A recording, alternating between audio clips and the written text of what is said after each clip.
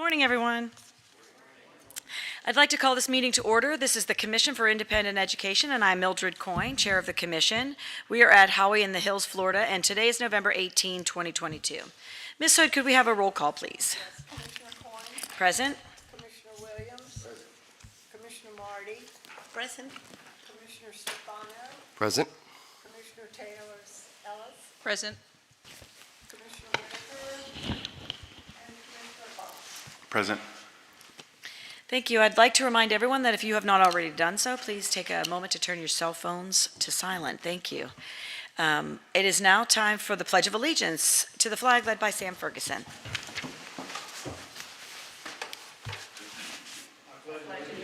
To the flag of the United States of America and to the republic for which it stands, one nation, under God, indivisible, with liberty and justice for all.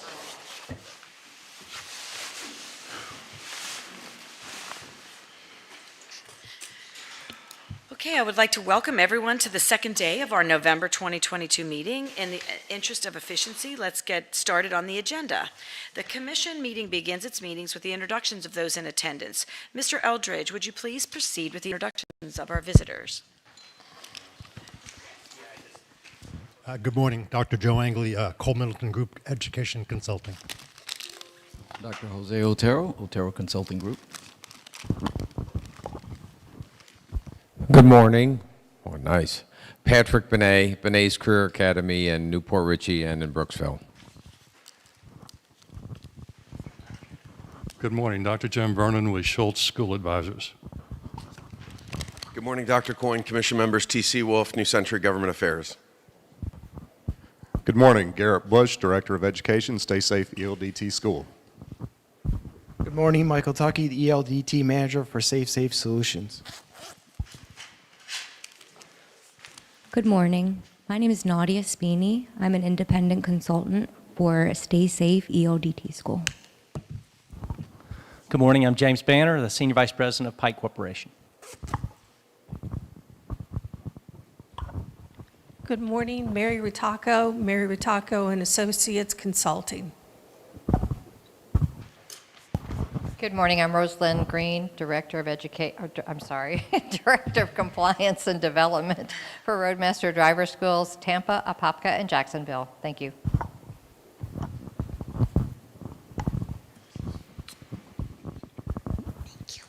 Hi, good morning. My name is April. I'm from Seedtime Academy and School for Higher Learning. Good morning. Happy to be here. My name is Laureen Cahill. I'm the Senior Vice President of Compliance with Tulsa Welding School, Stratotech Education Group, appearing from Michael Cole, the President, who could not be here today from our Jacksonville campus. Good morning again, everyone. My name is Alan Mortham. I'm the Executive Director of the Florida Association of Post-Secondary Schools and Colleges in Tallahassee. Good morning, Peter Hogeboom, Executive Administrator for Center for Technology Training, and Bruce Pla, Director. Good morning, Francisca Montero, Ballet Dental Assisting School. Hi, good morning, everybody. Miguel Mirabal with Advantage Beauty Institute in Bonita Springs, Florida. Good morning, Jessica Pamplona, Art of Hair Academy and Studio, West Palm Beach.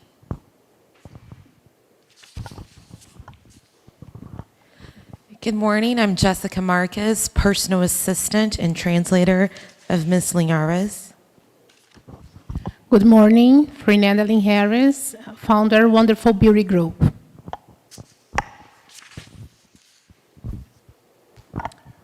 Stephen Lazara, the controller for the Aveda Institutes of Florida. Dr. Michelle Ernst, Chief Academic and Compliance Officer for SAE Institute. Thank you. Good morning. I'm Reed Allison with Southern Technical College. Good morning. Sheila South, Director of Education for Southern Technical Institutes. Good morning. Paul Ganyu with the Advanced Academy. Good morning. Lynn Mulheron, Florida Career College.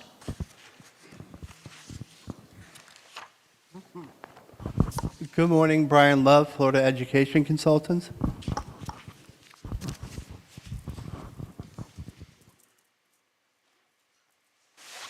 Okay, thank you, everyone, and welcome again. Before we start today's agenda, I would like to amend an action from yesterday, Section L, substantive change to amend and clarify. It was Section L, substantive change, and I'd like to amend and clarify the consent approval item the approval item is of staff's recommendations for schools 1 through 2, 5 through 17, and 19 and 20. So do I need a motion for that?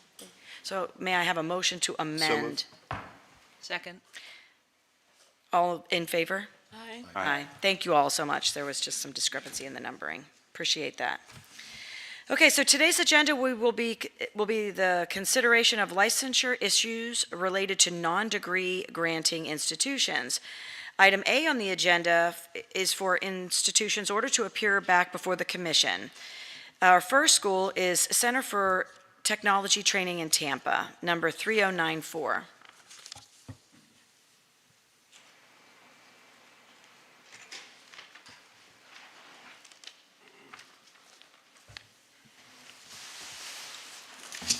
Welcome. Good morning, Commission. Good morning. Good morning. I'm Bruce Plah, with the Director of the Center for Technology Training. So I congratulate all of you since this is the first time that I've been here in a while on your appointments to the Commission.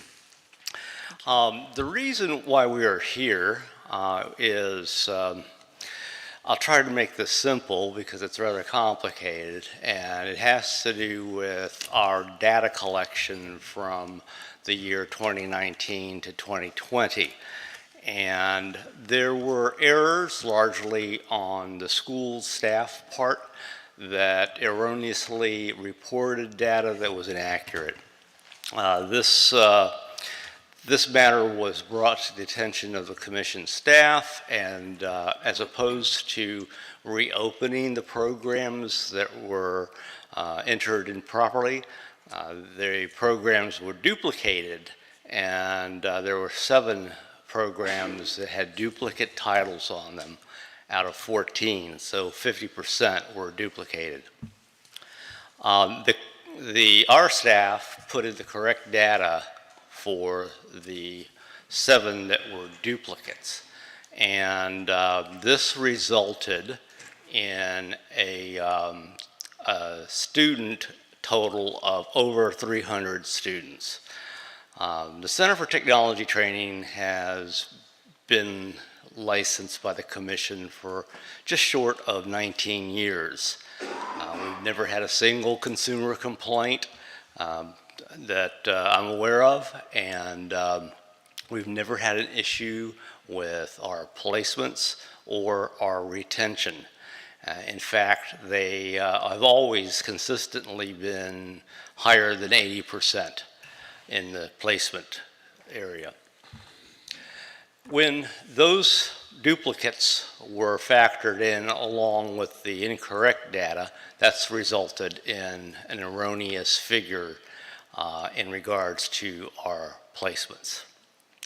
So basically, after entertaining any questions that you may have, I will try and answer as best as I can. I am asking the Commission today to vacate the correct order that we received granting us provisional license and restoring our annual license, and also to affirm the programs that were presented on the last meeting as online programs, a modification, online programs, and that was approved during the last meeting, and so therefore I am asking for an affirmation of that, and also to conclude the investigation into our placements, that we reported our current data, and the corrected, which should have been the percentage from the reporting year that has brought us here. And so there was a letter sent to us by Ms. Pelton And rightfully so, because based upon the data that you were going by, it would lead me to question why the data was at, I believe it was at 44% or something like that, half of what we normally do. But as I said, for 19 years, we've never had any issues with the commission. And I was really stunned to find this letter, because I'm pretty much semi-retired. I'm not in the school as much as I used to be. We are a small family-owned school, and we usually average about half of the total that is, in terms of student body, that is listed on that. So with that, those thoughts in mind, I'll entertain any questions that you may have. So can you help, is what you're saying is you didn't have 320 students and you had 160 students? Approximately. There were 7 programs that were duplicates, and they were duplicated because our fault was the staff of the school, when they entered the data, entered those students who were in fact employed as not employed because they were not employed with a title bearing what they were studying.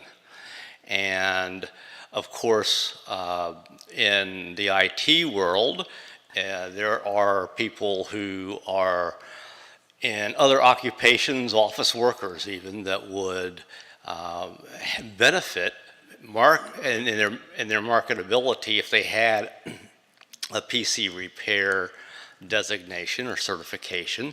And so therefore, that would be employed within the field.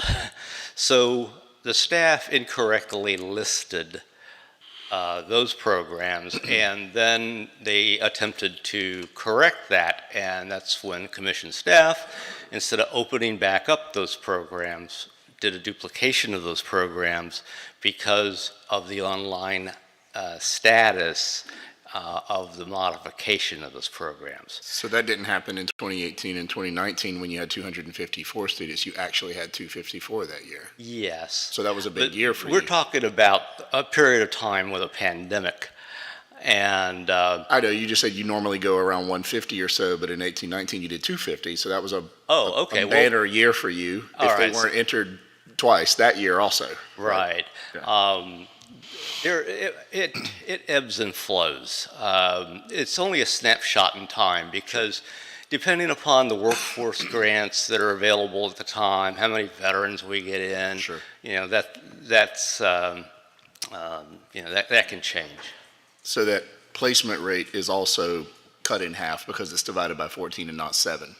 Well, yeah, the placement rate consistently, and even with this reporting year ending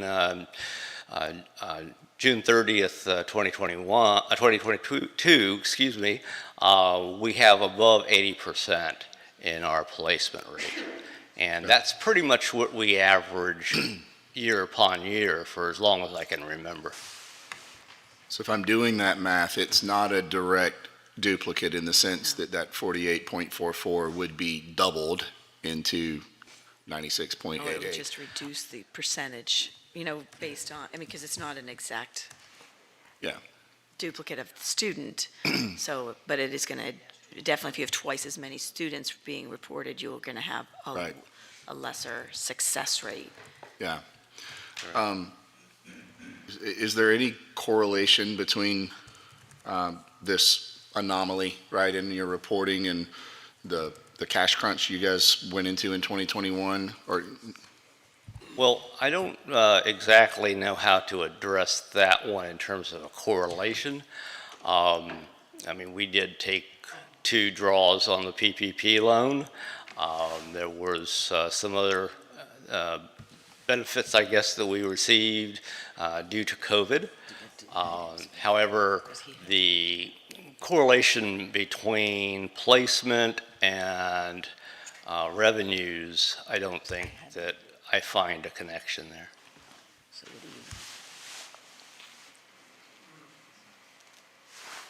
So does that mean accordingly that 269 graduates is also inflated For what year?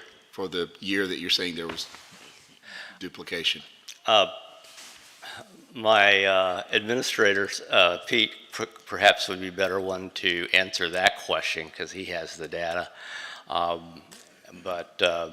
Pete, is that? Yeah, I'm trying to understand. Are you referring to I'm looking year at the 20? column that created this anomaly in 2022, or excuse me, 2020 and 2021, that year, where it says you had 320 enrolled, 269 graduates. And I'm wondering if that graduate number obviously is inflated, just like the enrollment number appears to be inflated because it was entered twice. It appears to be that way. So the report that was sent, so I'm trying to answer your question. Without going through each and every one of those programs, when we listed the program twice, we also then listed the graduate issue. So the inflation was primarily on the raw higher number. We still listed the same amount of graduates because the duplication was made for the enrollment, but we only counted the graduate one time. We didn't count the graduate twice. If I Are may, you sure? have you submitted a letter stating the correct numbers? Yeah. All right. What are the correct numbers for enrollment, graduates, placement rate, and retention rate for 2020, 2021? So if we go by programs, I can give you those numbers real quick. I can give you the retention, the placement and retention numbers. Cumulative across That programs? was sent to you, the commission. Actually, I believe he's asking for the total percentage for all programs. Same way as they would calculate the percentage for Right. the return. So I have a document here, if you prefer the document. I can list down each percentage by program. But you don't have the totals? Raw average. I didn't calculate them all as one, but it's easy to calculate. So it goes from 100% to the lowest percentage is 65. Everything in between is 80 to 100%. So we're probably in the close to 80% overall number by program. The majority of the programs are 100%, and there are, I can see one here is 97%. That's it. And that's it. How many students are on that list? So can you tell us what the number of students are? Because what we have is the 2021 is the latest number with 320 and 269 graduates. So we're trying to understand, so what is the real number for that year? You're saying is 160. And then what is the current year? Or even the next year, and then the current year, 2021, 22. So how many students do we have that should have been reported for So 2020? I have it by program. I apologize, I Okay. don't have it as a raw number. So if you like, I can give you that number. Sure. Well, Go ahead, Commissioner Stefano, please. I don't know how you want to handle this. I mean, there's only 7 programs, so I have a spreadsheet open. If you want to list them, I'll do it. Sure. I love it. So PC repair would be a total enrollments of 60.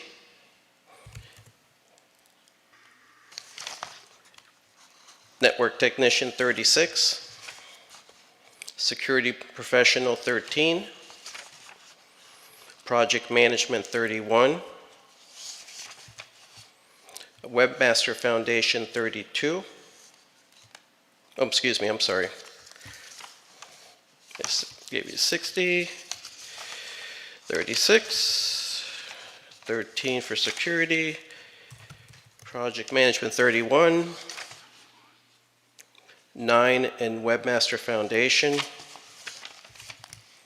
Microsoft Network Administrator was 3, Microsoft Network Expert was 1, Microsoft Database Technologies 4, Cisco CCNA 16, Web Professional 5, Business Application Specialist 4, SEO Social Media is 20, And information system is 3. And ethical hacker is 4. So you had 237, not 160. And what was the time period for that data? That's the 2021 data. Where did the 160 come from? Well, I was just taking in half the 320 that's reported here. Yeah, when we first asked if it was duplicitous, what does that mean 320 was actually 160, and you said approximately. I follow you. Okay. But it makes sense that there would be a discrepancy if the first time they entered it, what was duplicated is the number of programs, but according to the narrative, the reason for the duplication was that there was a change in the approach to quantifying the numbers that were being entered. So in other words, how they were quantifying placement rates.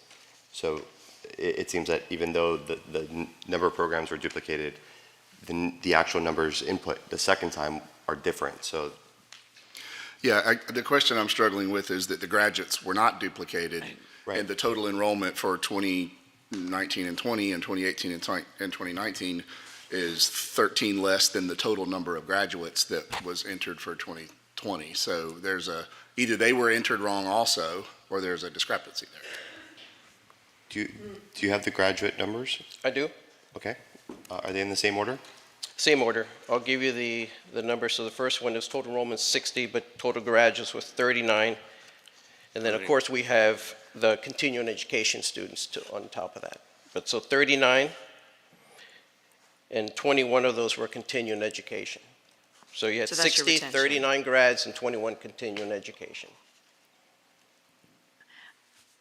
I don't think we can go through all of the individual programs and update the data in real time here. I think that, and I'd like to actually ask Executive Director Pelton if she has any context for some of this for us.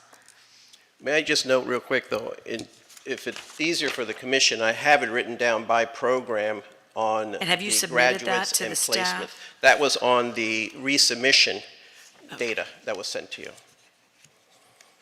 On the 2021, when we inputted the new numbers, So there's a data collection ongoing currently.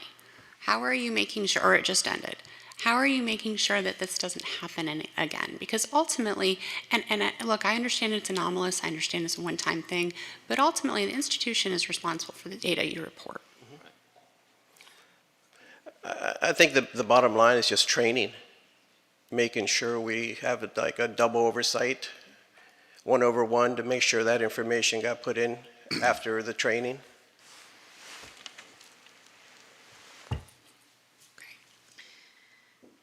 And so what you're saying, though, is that that data was submitted to the commission for this report, and so that's not the data that we have, so. It's not here. That's. The new data was resubmitted, I think you're telling me, what, with the letter that I have of September 20th?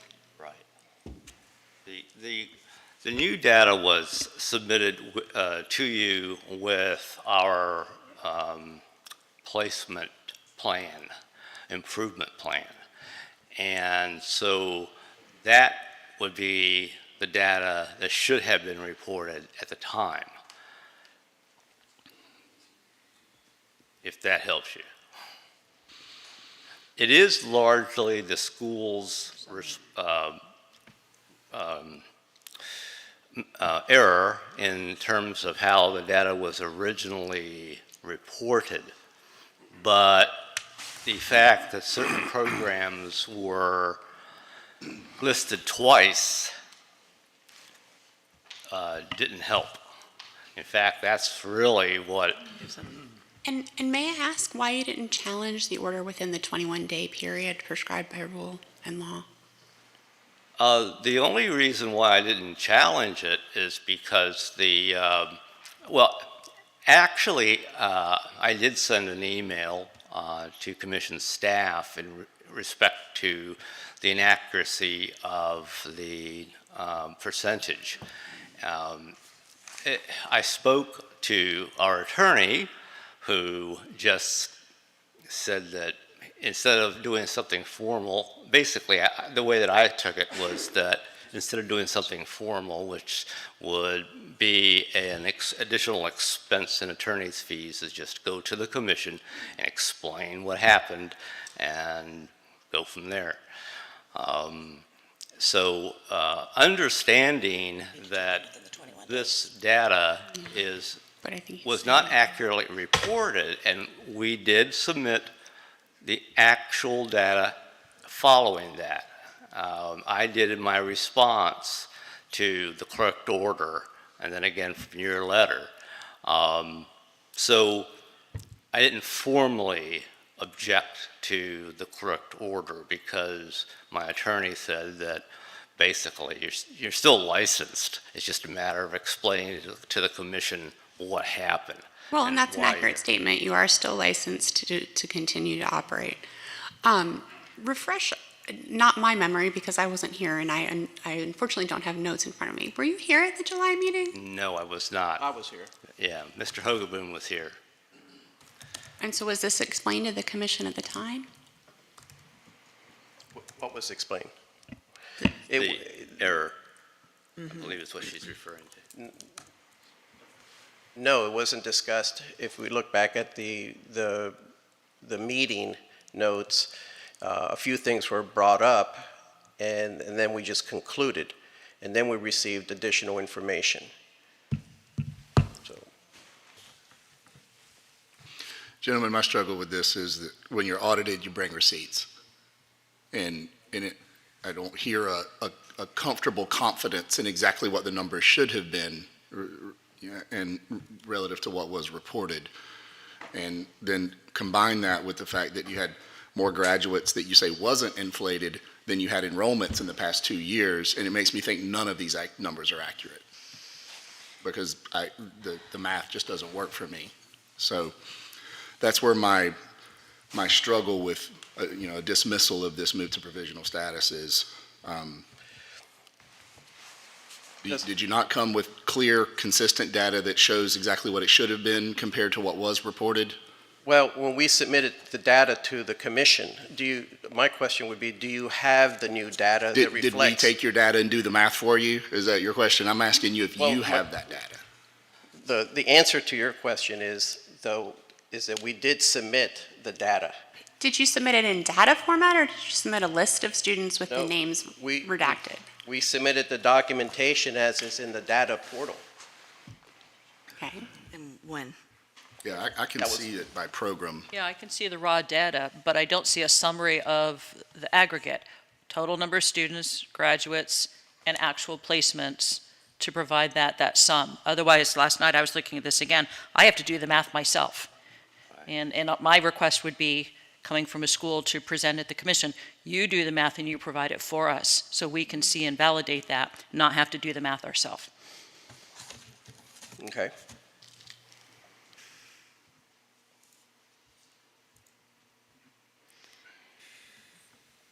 So I'm kind of at a loss here. So what's before us is to take a motion to accept the staff's recommendation, which is to accept the placement progress report. And that's what the staff's recommendation is, to just accept the report as you have submitted it. But I'm even not clear that I don't know what we're accepting. Again, I would have to go back this evening and work the numbers, and it's too small, and I was not spending the time last night. I expect you to present those numbers of the totals. Okay. So I think we need to make sure that the staff also. Do math ourselves, yes. Yeah, I mean, because, I got it, yeah, sorry. so there's something amiss here. I would argue the staff doesn't need to be doing math. No, I agree, but I mean, but the recommendation is that we would just accept the report, and it's not a quality report that we can make an assessment from. Right. Alternative to accepting the report at this time, moving on, would be to defer the decision of this until the next meeting of the commission and direct the school to return aggregate data for you to review and discuss at that time. I have a question. Sure. When the staff is recommended that we grant the provisional, for how long? Does it have to be for a year, or could it be for a shorter period until we get more data? I do not understand this at all. A substantive change was issued through July. I'm sorry? July of next year. To July? Yeah, so at the July meeting, it was 1 year based on. So that would be 6 months. No, that would be a year because it was done at the July meeting. When do the one they have now expires? They are on provisional through July of 2023. Oh, they're until July? Yes, ma'am. So could we just definitely deny the annual and wait to see what happens? Because I'm not comfortable with this at all. Yeah, so we would maintain the provisional. Yeah. Ask you to work with staff, submit the data, come back in January, and then we can review and discuss again and see, and I don't know then if it becomes a different submission, if we can vacate the provisional sooner than July when we discuss it in January. You know, that could be something that we would consider. You can certainly consider us sooner. There's a difference between vacating the clerked order. Okay, That would sure. make it null and void. And I think based on what we've seen today and the discussion, I would not recommend vacating it because we do have some reporting data concerns. But it certainly can be discussed at when we have some better aggregated data, whether the return to provision annual license should be sooner. Okay. That makes sense to me. So, help me, Jim, what would the motion be then? I think you could move to defer determination of this school until January, with the caveat that the school is to bring back aggregated data for consideration by the commission. Okay, so that's the motion. Right, so we need the maker and the second of the initial motion to withdraw their motion first, and then it will be proper to Did we make have that a motion. motion? I think we did have motion for staff recommendation? Or No, I was questioning that Oh, is okay. that is the, nobody motioned or second, we didn't. Okay. And I want to make sure that it's not, the ask isn't to bring that back at that time, it's to provide it for the staff to review so that, Okay. that we can make a decision at that point in time, right? Right. So the school is on to come back and report like today in March. So we would just want you to come back in January so that we can continue to have the discussion and move faster, right, than March. Or we could just defer it until the March meeting as it's currently January. scheduled as well. We can defer till January instead of March, right? Either, Right. So the motion would be to defer the action at this time until January so that aggregate data can be provided to the staff for reporting purposes and discussion in January. Right. So that's the motion. So moved. Second. All in favor? Aye. Aye. The motion is approved. All right, thank you, ma'am. If I may, gentlemen, Yes, sir. please Yes, ma'am. copy me on all of your correspondence. Okay, very good. Thank you. Okay, there are two applications for provisional licensure in Section B. The first school is Stay Safe ELDT School in Jacksonville, number 12580.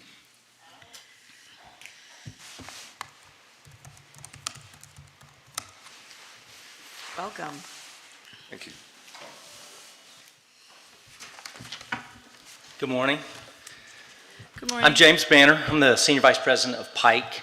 I want to take this opportunity to introduce the team just quickly, if you don't mind. We have Garrett Bush. Garrett's our Director of Compliance with Pike, but he's also the Director of Education for the Stay Safe School. Michael Tuckey, he's our manager of the school. We've had two consultants that have helped us. We could not be here without them, so I at least want to recognize both of them. T.C. Wolf and Nadia Spaney. So just thank you to them. Also, really quickly wanted to say, we've been working on this for, as y'all know, for a while, and we could not have done it without some unbelievable help. I know Executive Director Meredith Pelton, Jenna Parton, who's not here. I know that we learned that yesterday. Jason Bowman's not here, of course, Mr. Ferguson. But it's been a really excellent process for us to go through. Now, I'm telling you all this before you make your decision, so that's okay. Whatever you decide, but at the end of the day, it's been a very professional and well-run process that we appreciate. Commissioner Chair, Dr. Coyne, team, thanks for having us here. I want to tell just a second about Pike and who we are. And again, I will get off my soapbox. I will not be here very long, but I do want to tell you just a little bit about who Pike is. We've been around for 76 years. We put up power lines. We predominantly design them. We install them. When they fall down, we put them back up. We have over 12,000 employees. We are across the Southeast from Texas to Pennsylvania to Florida. But of those 12,000, 2,000 of them live in Florida and call Florida home. When there's a hurricane, we're the ones that come put it back up. We had 3,500 line workers come down for Ian. We had over 2,000 come down for Nicole. So when there is an issue, we bring line workers from across the Southeast, Alabama, Texas, everywhere to help restore power. Part of that restoration, as you know, involves driving big trucks. Now, it's part of the application. I have pictures if anybody would like to see, but it is not a truck. I know we have several trucking schools that are around. Of course, Mr. Trey Williams, he knows more about this than about anybody, but these are not your traditional tractor trailer trucks. Garrett and the team will go into more detail, but they do require a CDL driver's license. And we have, of that 12,000 people, approximately 800 or so individuals that we call ground workers, entry level. Now that average wage is $17.75 an hour, which is pretty good. But in order to get to that continual stage and become a journeyman or a journey worker of $51 to $55 an hour, and you can usually make that within 7 years with no college education, the CDL is one of the most important things that you need to do that. Because of that, and because of course the FMCSA's ruling that we've known was coming, but it actually went into law last February, we decided to create our own school. And we have been in the process of contract training. We have about 23 people we've contract trained, but at the end of the day, and as Nadia and the others would tell you, we want to make sure we do everything the correct way and the right way. This is done for our own employees, so we would have 100% placement if that's something you track. We may, depending on the volume, offer this over to other utilities, such as our utility partners, FP&L, JEA, anyone that we deal with that actually would like to have someone trained on the type truck that they specifically will be using. Now, it will not include, that there will be a fifth wheel restriction. There's a whole lot more that they would need to do to go drive a tractor trailer across the state, and that's when they could get with Suncoast or Fleet Force or whomever else, but that's not what we do. So I just wanted to give a little bit of that background. At this time, I'd like to turn it over to Garrett. He is much more specific. He has just a few words, and then he'll be done, and we're open to questions and whatever else you may have for us. Okay? Super. Thank you, James. Good morning. My name is Garrett Bush. I'm the Director of Education for Stay Safe ELDT School, and I too echo James's comments and recognition and appreciation of the CIE staff, and we thank you for your professionalism and expertise throughout this process. Through the Stay Safe ELDT School, Pike will continue its long-standing history of providing our gainfully employed students with the hands-on, in-depth training required to obtain the skills and credentials necessary to further their career in the utility industry. The Stay Safe ELDT School, located in Jacksonville, Florida, offers small class sizes and personalized instructional experience. As James mentioned, we have business relationships with Florida Power and Light, Duke Energy, various municipalities and cooperatives throughout the state of Florida that I'm sure you're aware of. And we also want to open up the possibility of training their employees as well on the most common equipment used in our industry, and in an environment on training drivers to work in the electric power industry as linemen. Stay Safe ELDT Schools believe safety is paramount to the success of any organization, and we're committed to providing high-quality, effective solutions targeted at improving driver and equipment operation safety in the workplace. Stay Safe ELDT School will provide learners with comprehensive and compliant entry-level driver training and provide the industry with its most valuable resources, which are skilled individuals who possess a high standard of commercial vehicle equipment operation safety in electric, gas, and telecom industries. Madam Chair, at this time, this concludes our opening remarks, and we look forward to any questions you may have. Well, thank you. That was really helpful context. I appreciate the explanation of Pike. That was really good education for me, I feel. Commissioners, comments, thoughts? Mr. Tuckey, how long have you had your license? I drove tractor trailer for 20 years, and then in 2018 I switched over to the training part. So I ran a school as well as worked at other schools besides Safe Solution. The same tenure for Mr. Rob, who's a training also? How long is he? He drove for 34 years, and he originally from Pennsylvania. He's worked at different schools too. He's got about 4 years in CDL training too. Outstanding. The only question I have beyond that, guys, was, let me pull it back up, hold on a second. The grading system used, how do you determine who does and does not move forward based on the grading system? I see the numbers as it applies to letters, but I don't know where you cut that off. So for the theory training, we are using the DOT's guidance on the 80 percentile pass rate. And so with the behind the wheel training, we are using a curriculum that mirrors what it takes to pass a CDL exam. Right, sure. I meant specifically on the theory, and in the catalog, you guys show that a failing grade used for individuals. Let me make sure I'm reading this right. Will automatically be converted to a failing grade if they're incomplete. So, you are correct that it is 80%, and I think the showing of a C and a D and an F, you guys just might want to consider highlighting that in red to say anything below this point, right, is not going to be compliant with FMCSA rolling. But you're correct, it's 80%, but it may make some people think they can make a C. Right. Okay, right. so you're saying it should more look like a pass-fail. Well, the 80 Pass it at percentile is the FMCSA guideline, so if they make a C, they did not pass. Okay, so it's if you make an 80% or above, you pass. Right. If you don't, you Yeah, fail. So. Sure. Yeah, and you're obviously aware of that. I'm just saying the catalog didn't necessarily indicate it. That's all. So it might give someone the sense that they. Yeah, could- they think they can make a 75 and still pass, but that's not the case. Yeah. So that might need to be cleaned up. And to be clear, guys, if that's the only thing that you guys did wrong in this catalog, you did an outstanding job on this. So, yeah, no, it's well done and very thorough.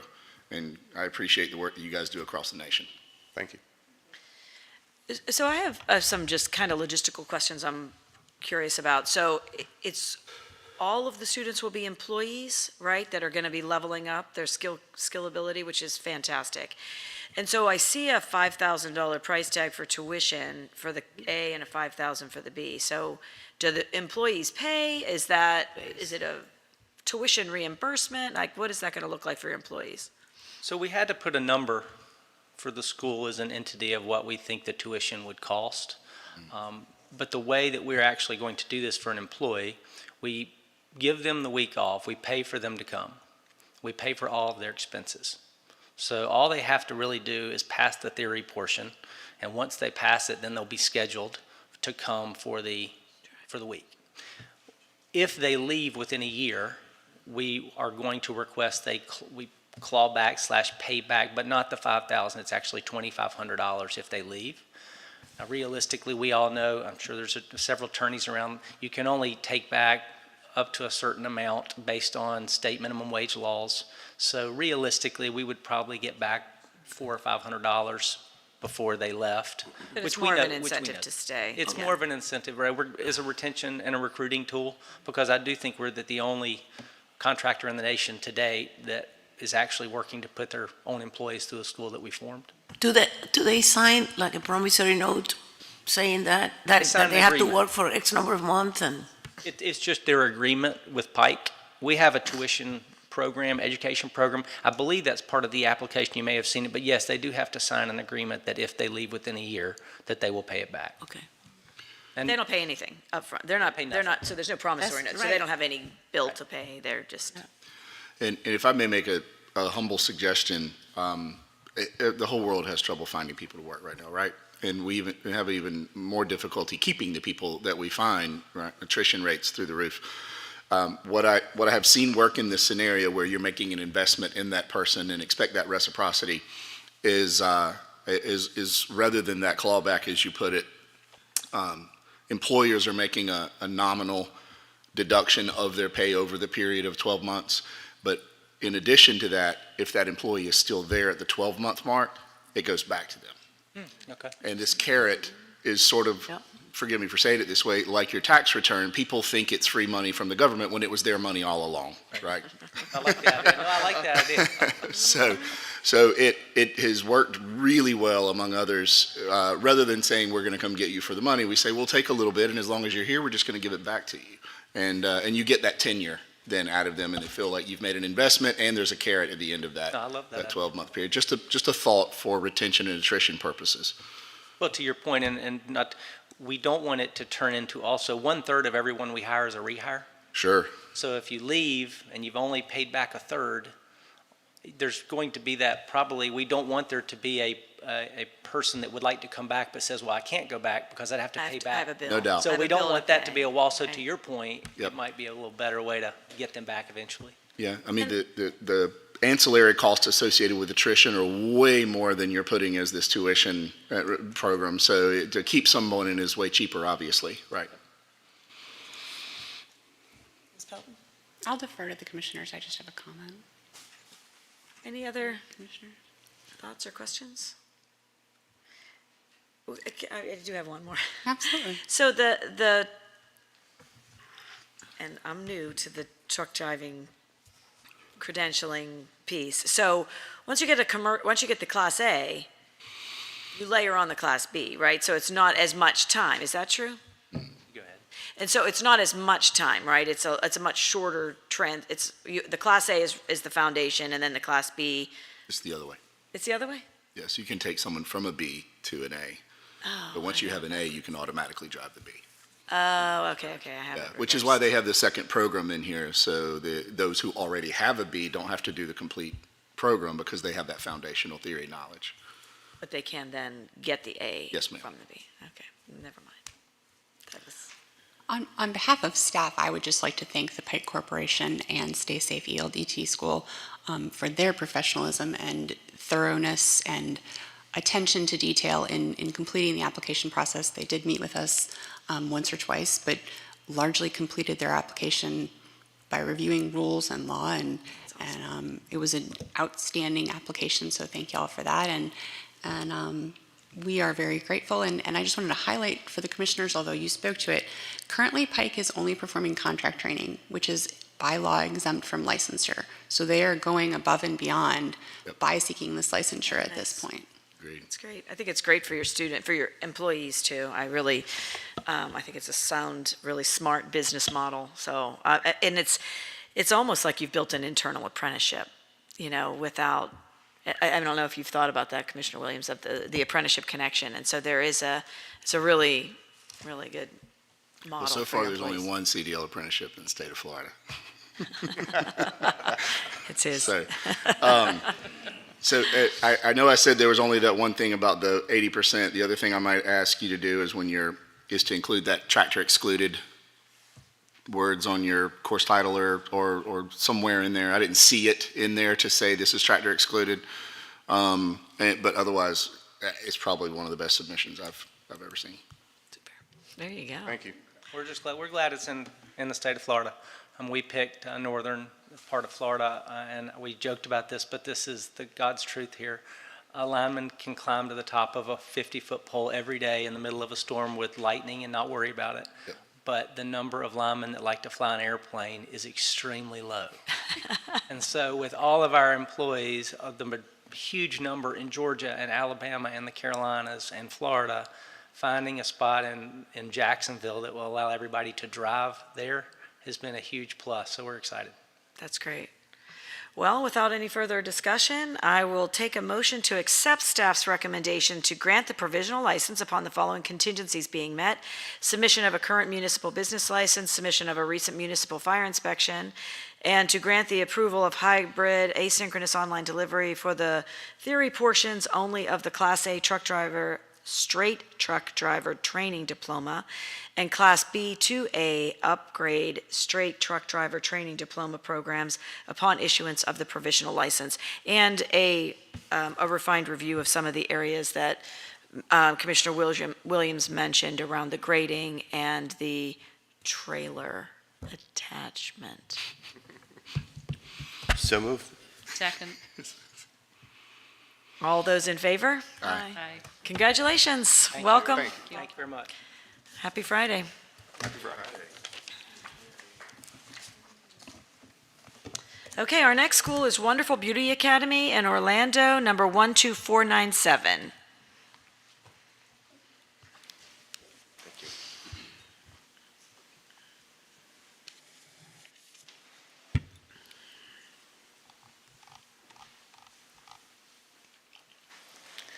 Good morning.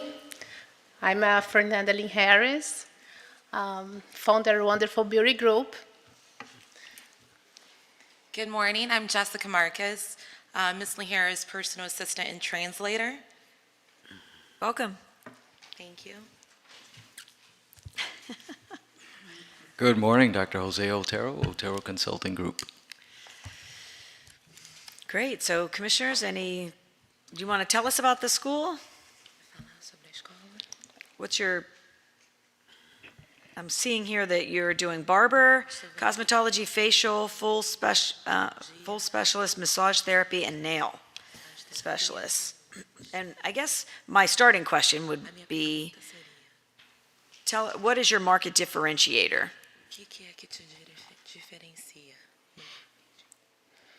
Sim, já estou no mercado da beleza já há mais de 20 anos. I've already been in the market industry for over 20 years.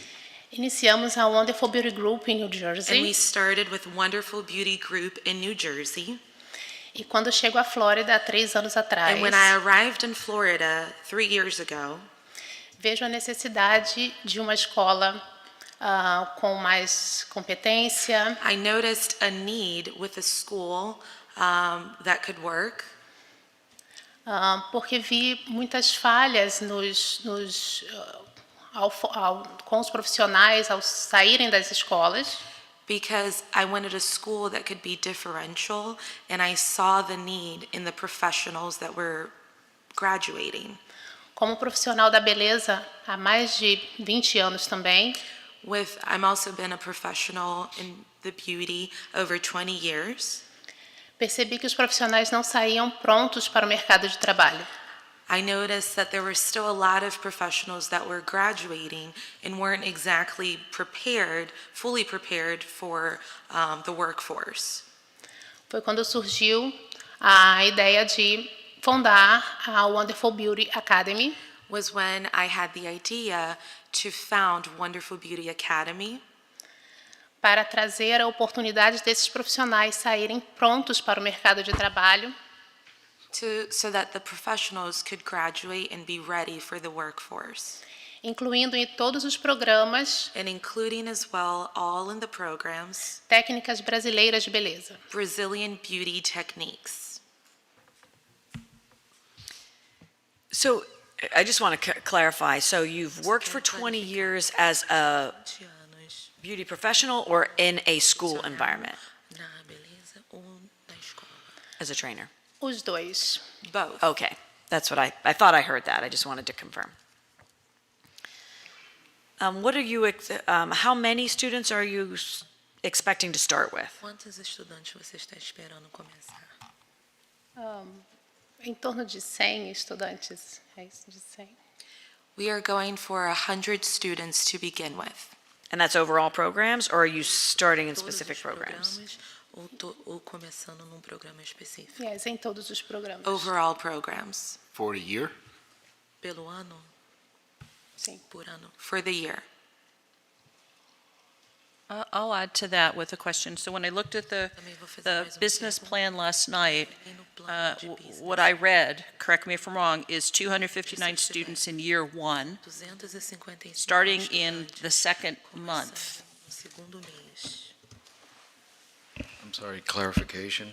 Did you say 259? Yes. Yeah, that doesn't sound right on our end. Okay, so we can send a clarification on that, because that definitely is not right. I'm going to pull it back up again. Those are my notes. Oh, I have yes. 260 on the first year, I'm and the off one. first month is 95. That's where it seems really high. Yeah, thank you. Yeah, Additionally, in another place, it says 20 students to start, but 295 in the first year. So I think that we need to reconcile those numbers a little bit, Okay. please. Yeah, we can certainly send in and clarify that. And my question to that, with these numbers that are all within line, is that's a significant ramp up in month 2 is what I saw last night. What is the marketing plan to enroll that many students right off the bat? That seems very aggressive.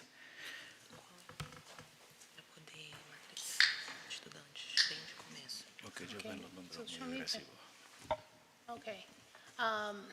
Nós trabalhamos muito forte com o Instagram. We work very strongly with Instagram, social media. Todos os profissionais que hoje já estudam conosco em Mostly nos all the CIEs, professionals that already studies with us in CIEs. pois já temos uma estrutura onde provemos cursos de continuing education. We do have a structure that currently provides the current education courses, continuing education courses. Todos esses alunos vêm através da mídia social. And all of these students, they come through social media. I'm going to add one piece. One item I should add on that, on the marketing, a lot of the folks that are in the beauty industry have become influencers over time. And thus, she is known in several countries and very active. She's considered an influencer. Yes.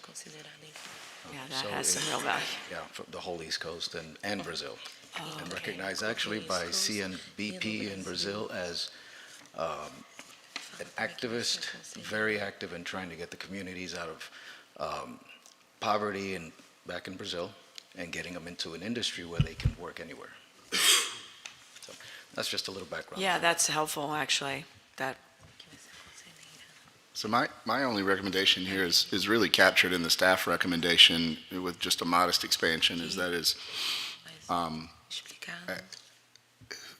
we're requesting a realistic monthly expenses based on those projections. And given your status in the industry, rapid growth is possible, but rapid growth can be very dangerous.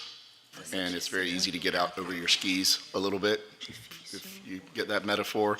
So I think I'm comfortable asking that as a contingency as long as it's those monthly expenses are based around the anticipated growth, not the entry-level expenses associated with day one. Does that make sense? Yeah, that makes sense. Okay.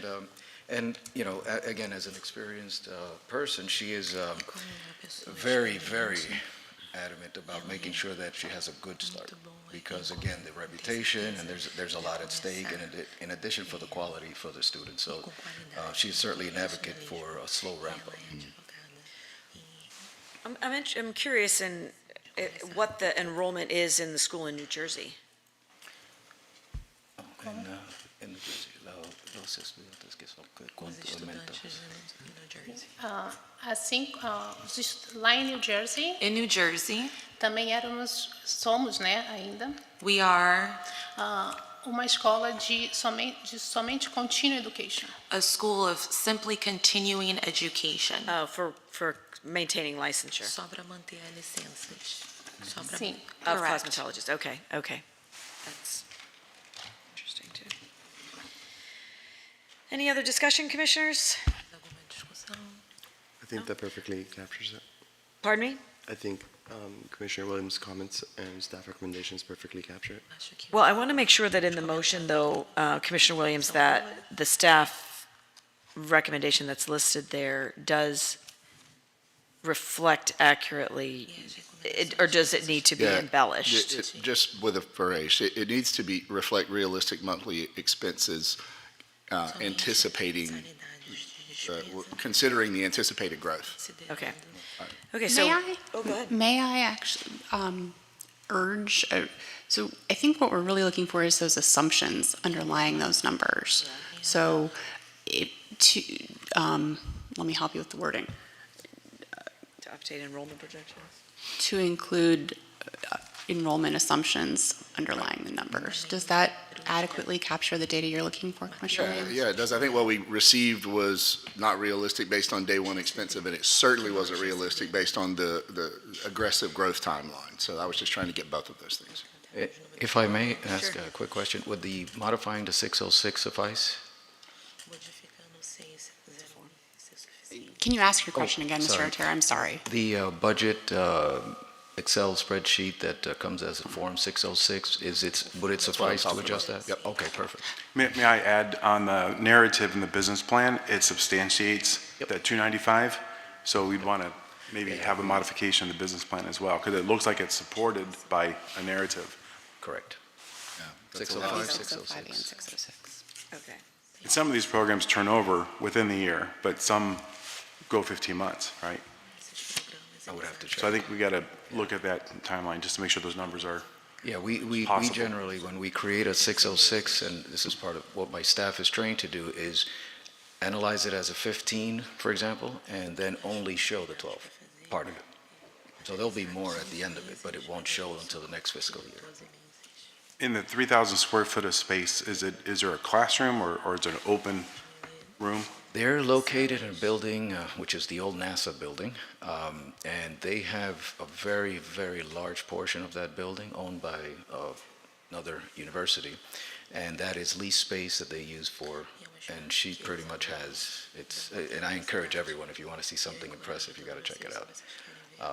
So it's divided by, in classrooms? Is it just an open? It has multiple classrooms and, common corridors, and you see labs in one spot. It looks like something you would see in a fashion show or a movie. Again, I'm not exaggerating. Go check it out. Very, very impressive. And the equipment, it's just massive, massive. And by the way, for the first time, I learned that there's a difference between a blue tanning bed and a red tanning bed. So something about collagen. Learn a few things. We all learn stuff every day here, right? So I will entertain a motion to accept staff's recommendations to grant the provisional license upon the following contingencies being met. 1, submission of a revised Form 606 projected for annual budget to reflect realistic monthly expenses based upon financial statements provided to the commission, in addition to update enrollment projections in Form 605 and to modify the narrative in the business plan to reflect those enrollment projections in the projected annual budget. Is that? Yes, ma'am. That's the motion, folks. So moved. Second. All those in favor? Aye. The motion is approved. Congratulations. Thank you. Thank you. Thank you. Happy Friday. I like Fridays that start this way. Okay, moving on to Section C, application for annual license. We have one school, Seed Time Academy for School and School for Higher Learning, Lauderhill, number 6313.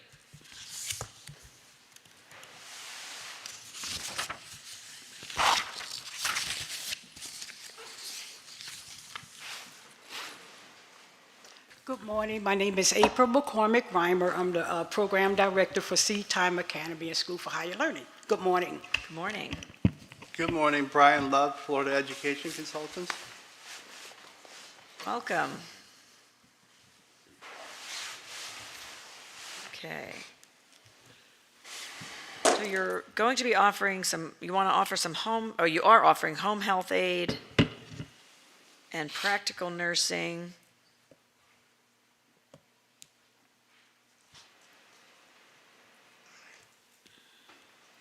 I have a question right off the bat. So I see the headcount enrollment in 2021 was 31 students with retention of 90 and placement of 100%. Congratulations on that. Thank you. How did you end up 21 to 22? What's your enrollment population for this past year? This year? Enrollment, yeah. This year, Currently, Well, this ended in '21, so this year ending in '22. Where are you sitting right now from an enrollment standpoint? I don't understand the question. In other words, how many students do you have right now? 6. Right now, we have 6 students currently. The HHAs have been graduated and placed. And what is your cadence for starts with students? Is it semester? How often do you start the program throughout the year? The PM would be quarterly, and the HHA, I'm not sure that one. The HHAs, we try to do twice a year, but we were waiting before we picked up another one this year to get out of provision. So the goal was to do the HHAs at least 4 times a year and at least to try to pick them up twice this year. So you've seen a reduction in student enrollments since ma'am. '21. What do you attribute that to? Provision. I'm afraid to bring students in being on a provisional license. How's the market for your HHAs? Meaning where are they going to work? How are they getting, how are you connecting with them with hands-on experience? Definitely. I do a lot of educations in assisted living facilities and also have a strong relationship with a lot of your home health agencies. So that's my market. I mean, we do have a class pending for the next 2 weeks that have about 12 HHAs, but I'm in provision. I'm sorry. Oh, don't apologize. Are So, you, go ahead. No, go ahead, Are Commissioner. your 6 students in the HHA program or the PN program? No, they're in the practical nurse program. Oh, I'm sorry. I was thinking about And in your 3,000 square foot of space, how many classrooms do you have in that? We have space? 2 large classrooms, and we have 2 classrooms that are for skill and 1 for examination. For what, I'm sorry? Examination. So you have 2 classrooms and 2 labs and an examination room? You got it. I know the PN program is very labor intensive when it comes to lab hour requirements. And so when you talked about having 4 cohorts per year, I could see where you'd have a interesting time juggling space for those labs, right? Not necessarily now. Last year was a nightmare because of COVID, so we did 3 courses, and they were mainly online because of COVID. So when we originally got approved, the goal was to have night and day.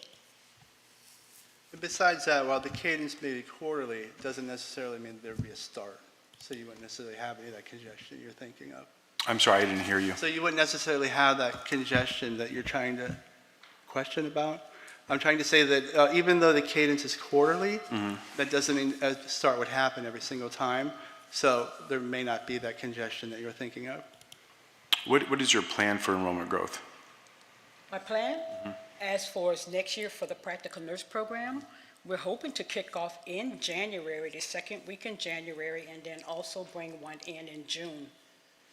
What size? What size of a cohort are you Like a planning for? small, I'm looking at no more than 10 in a class. Okay. And how do you look at the working capital of $10,000, to operate a nursing school, it costs a lot more than that. So how sustainable is that funding for you?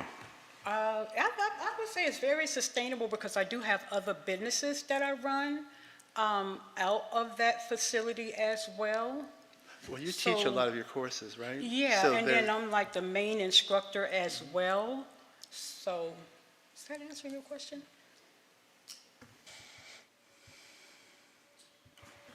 Thank you.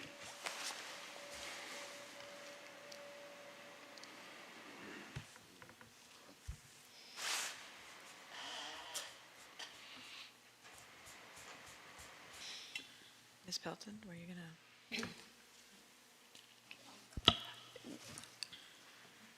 Help my curiosity a little bit. What do you mean by you are being conservative because you're on provisional license? Or why is that? Inform me, help me out. I understand why you're asking that question, For some reason, I was asking that same question as well. There is a reason to be uncomfortable to have a provisional license when you first start a school. That's how it works. That's why we're here now for our first annual. But she was explaining to me that some of these students in South Florida are rather savvy, and I don't know, they just, is your school accredited? Is it this, is it that sort of thing? So I guess maybe she's just trying to avoid problems or something like that. I'm just guessing. And then the market too, I'm in a bigger city. I'm in Fort Lauderdale, Broward County. We have a lot of schools. We have a lot of private schools. We have a lot of public schools. So we up against a larger market. And then we're private. We collect dollars. So to bring those students in underneath a provision. So It's just I think it's just a personal perception that she would feel more comfortable and stable with an annual license, but.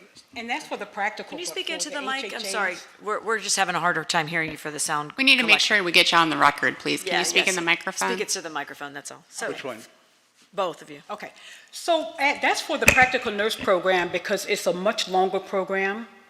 And the students are very smart, they want to know why you're on this provision. I mean, is the school's going to close? There's been a lot of schools that have closed, a lot of schools that did things that was kind of, strange throughout, and I don't want that negative thought on seed time. But with the HHAs, that's a 75-hour program, so we're marketing that program. We will continue to do with the provision, but for the practical nurse. But if I understood you correctly, you now have 7 students on the practical nurse. How many do you have on the home health aide? The Home Health Aid is a very quick program. So this year, we completed 7 with the reporting. And then we have a class that's pending within the next 2 weeks for 12 students. But the practical nurse have 6 students as of today enrolled. And 12 on the home health? Pending, yes, ma'am. Pending or taking classes? No, that class starts in 2 weeks. She's waiting to start. Oh, it's going to start in 2 weeks. She has them set Okay, thank you. on deck. Right. Got it. So upon the grant of an annual license, how do you, because your location in Broward County is not going to change, the competition's not going to change, how are you going to differentiate and expand upon your current enrollment once you get to an annual license? I'm ready to move forward. We got a list going right now, so we have projected students that are ready to start. We just did not collect any applications at all, but we did test them. So the market is out there. We're still doing market, we're just not accepting them until we get out of provision for the practical nurse program. How do your students pay? Cash. Out of pocket. Pardon me? Out of pocket. And I can look it up, but can you just tell me what your tuition rate is for the PN program? For the practical nurse program, it's $7,500. There is a $75 application fee. Okay. And the home health aide? The home health aide, that program is $500, and there's a $50 application fee. Okay. So as far as equipping the practical nursing program that you're going to start accepting more students for, how do you intend to do that? We show that you have about 10,000. So I heard you said you have other businesses and you are willing to infuse capital into this business. Right now you've got about $10,000. So what are your... That's reporting again, data from- there's a lag in financials, but our financials show you've got about $10,000 in cash. So what are the plans to buy more equipment for the PN program? Buy more equipment? I'm looking at your equipment inventory. Do you currently have enough equipment? Yes, ma'am. You More do? than enough. Okay. Have you visited the school recently? July. But this past July? Yes, please, of course. You need to use your mic. Training mannequin are you using? What mannequin are you using? For your training, your patient training mannequin? What type of method? He's asking the make and model of the mannequin that you're utilizing Yeah, I in mean- the laboratory?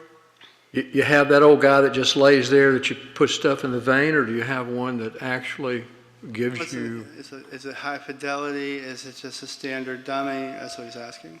Just a standard, one standard dummy? I didn't say that. I'm trying to relate your question. You didn't say that, okay. Yeah, we have two mannequins and they're That's not what equivalent. I your, mean, that's not what your inventory shows, and, quite honestly, you've been here before, and please bear with me if you might. You've been here before.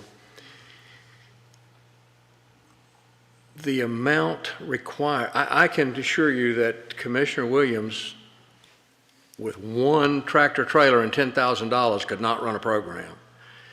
I don't see how a nursing program with the resources that you have, I don't see how you can successfully do that. And I understand that in the past, the Board of Nursing had put a couple of students in there on a different NCLEX number and all that. All that aside, how many students do you have right now that are qualified to do the nursing program? Are those 6 students just waiting to take their exit? are they ready to do the exit? No, Yeah. these are current students. Are we talking about the data They're still from last matricular. year? Because they He's still talking basically, about. he's trying to ask, how can you operate on 10 grand if they're Well, still taking courses? Let me, if I might, and Commissioner Cross, Herzing, they have similar programs, and I think he mentioned a minute ago, could your institution run on what you see, No. both based on inventory of equipment and finances? Could you successfully run a program? No, but the reason why I stopped asking questions, it sounds like it shows a very low enrollment, so maybe it's possible with a very low enrollment. And your tuition is also extremely low.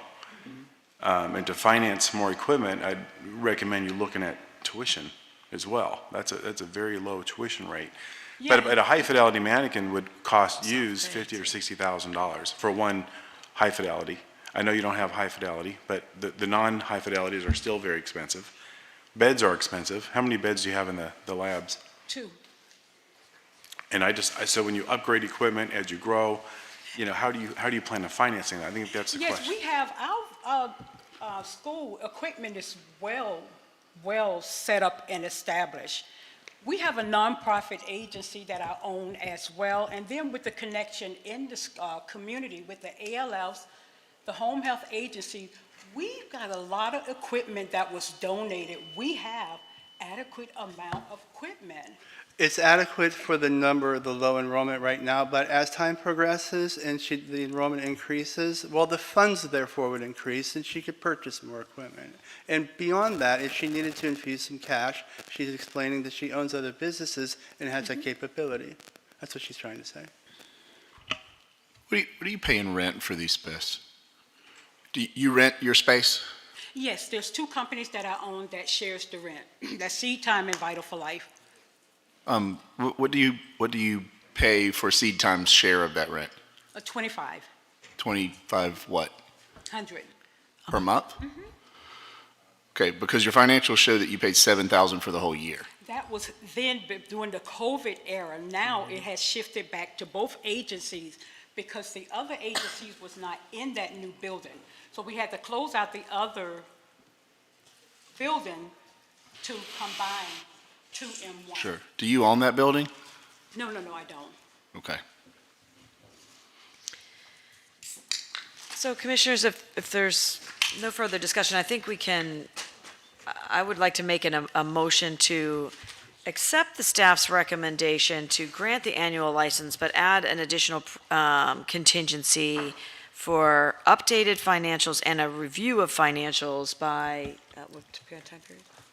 It would be 90 days contingency. A 90-day contingency to review financials. And note, that means an interim review or audit pursuant to rule, not a compilation. I understand. Thank you very much. And I understand your financial question. I looked at it too. I thought the same thing. I get it. Okay, so that's the motion? So move. Second. All those in favor? Aye. Aye. The motion is approved. Thank you. Thank you There so you much. go.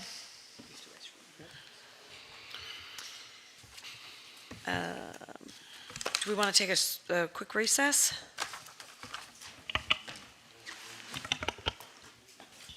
So 10 minutes, we'll start back at 10:30 promptly.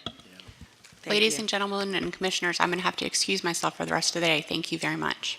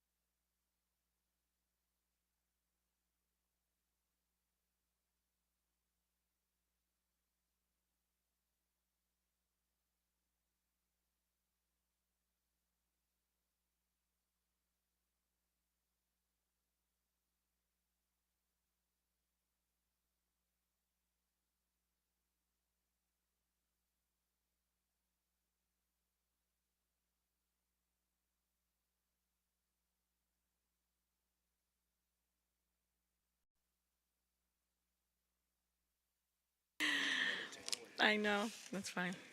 Okay, so moving on the agenda, there are no applications for extension of annual license under Section D, but, so we'll move on to item E, is applications for annual renewal. There are 14 items in this section, and so we will look to take these by consent. Do I have a motion from the commissioners to take Section E by consent? Second. All those in favor? Aye. Do we have a quorum? Commissioner Williams, are you good with us taking the next section by consent? All those in favor? Aye. Okay, so now, that being said, I will call the commissioners to see if there's any individual schools that they would like to pull out. Am I saying this right? Where am I?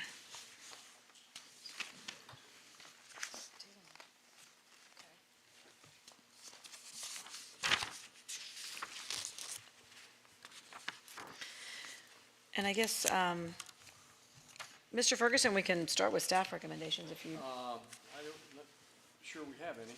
Okay. Truck driving schools here.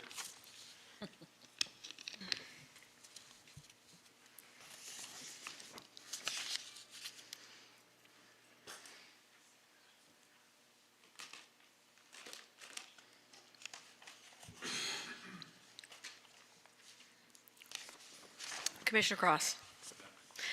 Commissioner Taylor Ellis. None. Commissioner Williams.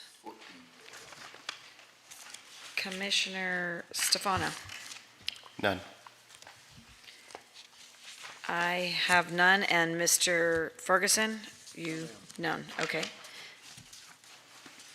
Okay, so then we have a motion to accept by consent items number 1 through 13.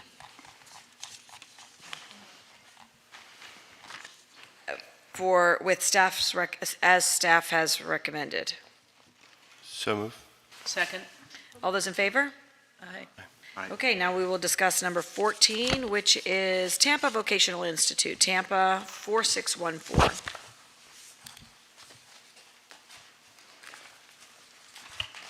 Madam Chair, I asked to pull this because the audit shows Florida-based revenue as 12,500, but it also shows enrollments at 41.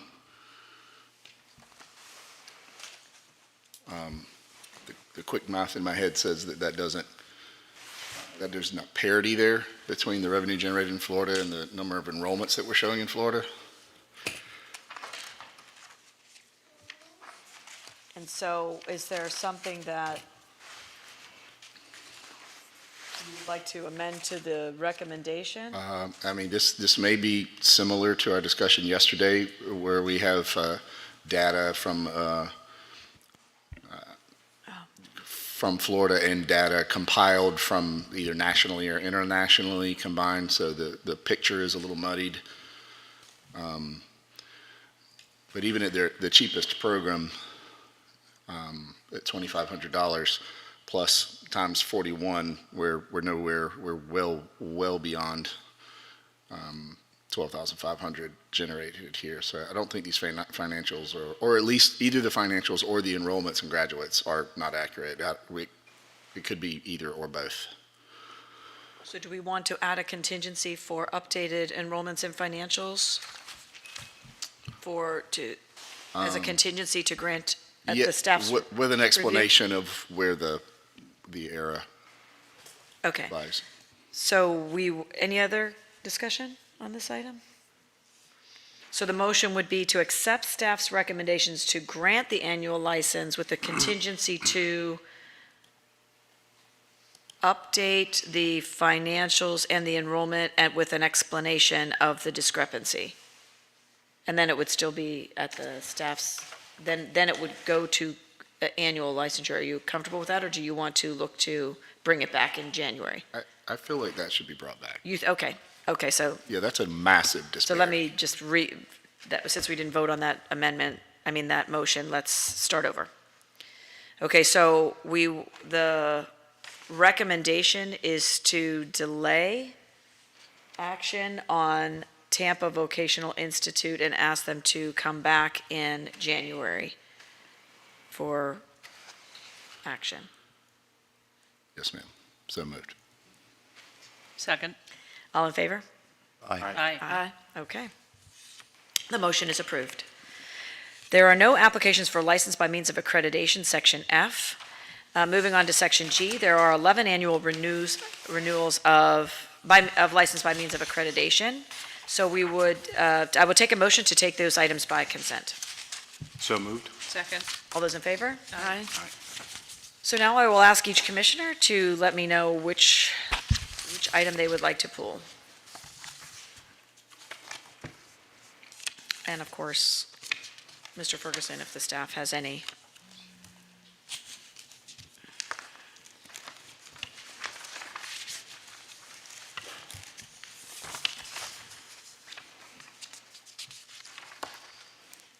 Madam Chair, I think we have somebody from Tulsa. Oh. We could take a look at that. Okay, great. That'd be number 11. Any others? Commissioner Cross? No, ma'am. Taylor Ellis? Commissioner Williams? I don't think so. Commissioner Stefano? No. Commissioner Marty? No, I don't have any either. So we will then, the motion is then to accept staff's recommendations for annual review of license by means of accreditation for items 1 through 10. That's the motion, folks. So moved. Seconded. All those in favor? Aye. Aye. Aye. Okay, so Tulsa Welding School, are you here with us today? Love to meet you. Thank you, Sam. There she comes.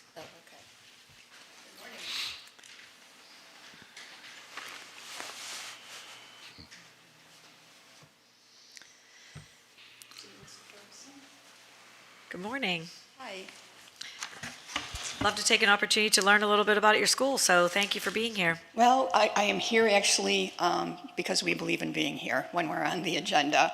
great. Our campus president is in another function today, so I am representing the school. His name is Michael Cole. I think many of you may know him. We're doing well. We just wanted to make sure if you all had any questions, we were here to be able to respond to you in time, that the business is well, our outcomes are excellent. Yes, ma'am, and you're accredited. I guess what I'd like, if you would, because I'm not sure the commissioners are familiar with what occurred at one of our schools, one of our welding schools in Jacksonville.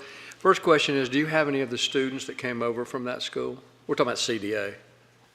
I do not. So, and is this incident, when did it occur? When they had the 3 deaths. Yes, so that actually predates me, so I was not intimately aware of the situation. You may Well, if know I it. might, very Yes, quickly. please. This, one of the things that require, and you also have I think you're accredited, I think Tulsa is accredited by the welding, the group that accredits both overhand, underhand, underwater, the entire welding profession. We're not programmatically accredited, but our students are able to sit for that licensure with those agencies. Okay. Our sole accreditation is through ACCSC. There are programs that specifically deal with welding, both on land and underwater, and of course underwater is very dangerous. I'm not sure that you saw anything, but we had a school that had three deaths. 2 of them occurred while they were underwater, while they were diving and welding. And so it's really imperative that these schools accredit. I guess what I really want to say is accreditation is so important. Especially with institutions that have these type programs where these are, very dangerous occupations. The reward is high, but the occupation is dangerous. And then I was curious, you said you didn't know how many of those students that had transferred over. I know the majority of those students are no longer training at that particular institution, so. Yeah, so I am not aware that my campus ever actually trained any underwater students. So if students transferred from others, I cannot speak to that, and I apologize. Again, I've been with the organization, it's just coming up on a year. Oh, wow. And then Tulsa is a national group. We are. We're almost 50 years old, based out of Tulsa, Oklahoma, Yeah. with campuses in Jacksonville, Houston, and in the approval process with TWC for Dallas. So we're happy to be working in the skilled trades, and that's all we do is skilled trades. And you have 2,400 enrollments in Florida? Yes, yes. The current population is just about 1,000 right now, but for the year, because the programs are short, the programs are 6 and 7 months long, and of course, that takes into account the starting population. It's all face-to-face? It is lecture in the lab. It's generally speaking, 80% lab, 20% lecture. With COVID and approvals, the lecture portion is partially offered via hybrid. So we use Canvas, and that helped really maintain things well during COVID, and added new skill sets to the students, but they had to come to campus to do the laboratory portion. Is there any, and again, this is just, just learning, trying to get more information. Is there any simulation that's available in teaching welding? Yes, and we're actually in the front runner of that. Oh, So great. nice that you asked. We have a product called OcuWeld. If you're familiar with an Oculus unit. Oh, yeah. Any of you are gamers, you may be familiar with it. We have proprietary lesson plans that were developed and worked on with the publisher that we're now using that actually teaches the students muscle memory. If you come to one of our schools, ask to try it on. If for no other reason, it's fun. But the students can actually practice. They get feedback from their instructors. They score a certain amount of points. Do you bend more? Do you bend less? And the best part of that, especially, it evolved actually in part because of COVID, because we raced to figure out how we can keep our students actively training with these skills when we were not wanting to expose them to others on campus as much. They still had to come to campus, but they were starting to use this device, and we're starting to market it as part of the program. We've also developed something very similar called Interplay, which we're using in all of our electrical programs, so our HVAC programs and whatnot. It's pretty cool stuff, and the students gravitate to it. And as she said, Tulsa's been around 50 years, actually probably a little bit longer than that. They started out with the oil fields. But what I would like to point out, and this, along with commercial driving, along with what we had today with Pike, with what a couple of our other commissioners, especially Commissioner Ellis, these are programs that are individual. If you successfully complete one of these, you get your certification, you can work anywhere in the world. And I think it's just so important that we don't lose sight of the blue-collar worker. Not everybody's going to be a neurosurgeon or, Jim, excuse me, an attorney. That would be me too. It's just, it is so important that we encourage these type programs. I've just always said that America doesn't run without welders, truck drivers, auto mechanics. It just doesn't work. Yeah, I'm very proud to tell you that our programs all exceed minimum benchmarks. And I don't like to talk about minimum. Every one of our programs placed last year in the ACCSC annual report at 90% or better. Yeah. So and I know you had you had quite a few graduates, believe it or not, down in Puerto Rico working. So yeah. Anyway, I kind of got yanked out of retirement to come back, and the reason Mr. Ferguson just said was the reason I wanted to be part of it, because we're not huge, but there's such a need, and it works. I think 2,500 trade professionals in Jacksonville is pretty impressive. Yeah. I think that's great. Thank you. What's your capacity on that campus, out of curiosity? Oh, well, so we have an expansion or a satellite where the electrical trades are. I bet, plumbing is still the anchor of it, about 700. of those currently today are plumbing students. So we could probably take plumbing up another 300, but we've got lots of capacity over on the electrical side. Yeah. Excellent. Yeah. Do you have students that come in from Florida to that one location, or do you have multiple? They come in from multiple places. Most of the Florida students, obviously for welding, they have to be there because they're engaged. But you see folks from Alabama, where I'm from, and Georgia, and then our Tulsa campus is really probably our most heavily destination campus because of where it's situated in the country. So we have folks coming in from there as well. Yeah, we have a pretty far outreach in our high school program. Oh, that's good. So do you have employers that sponsor students to come? Not, for the full program, no. We have worked with employers like Amazon for sections of programs, but not for the full program. I just think about the Pike example that you were here for this morning, and just think that's a great way to engage with an employer to upskill existing talent, But it's impressive. If hearing no other discussion, I'll take a motion to accept staff's recommendations to grant the, I gotta make sure I read the right one. Sorry, excuse me. I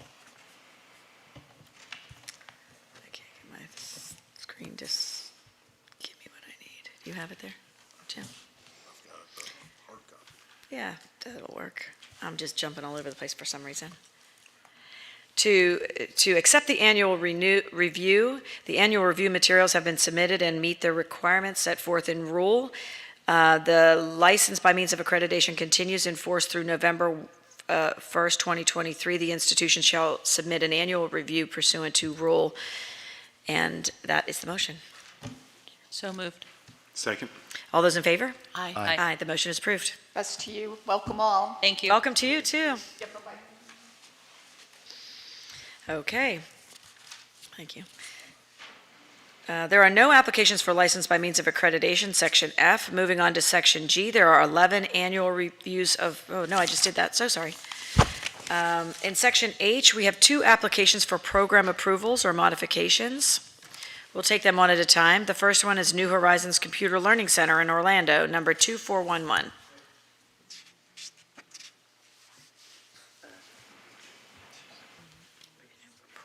Approvals and modifications.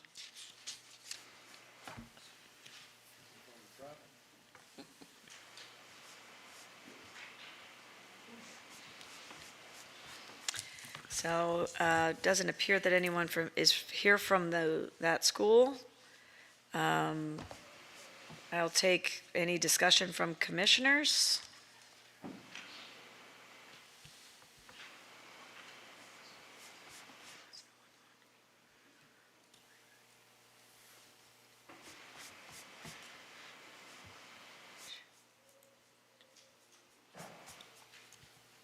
I want to see something quick.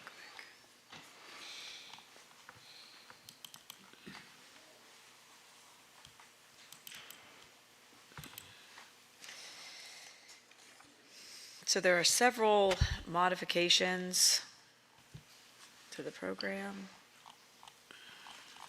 that they're seeking. Am I understanding this to be, the additions look somewhat preparatory for the existing programs? Yeah, it looks like, yeah. So they, preparatory program for back-end web developer. Right. For front-end, for software developer. Now, the online delivery one, I guess I would ask for Mr. Ferguson, if you or the staff have any clarification of that. Because are they asking for, because I'm sure they're already on an online deliverer, right?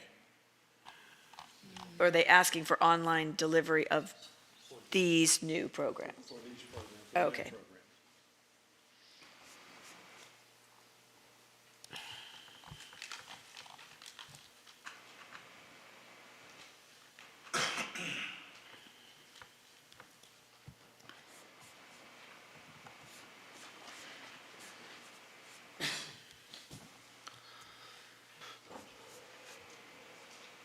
Is there any discussion? Hearing none, I would take a motion to approve staff recommendation, to grant approval of the preparatory program for front-end web developer diploma, preparatory program for back-end web developer diploma, and preparatory program for software developer diploma programs, and grant the approval of the 100% online synchronous delivery for the prep programs for front-end web developer, back-end web developer, and software web developer upon approval of the programs themselves. So moved. Second. All those in favor? Aye. Aye. The second school is Rainbow Reef Instructor Development Center in Key Largo, number 2954.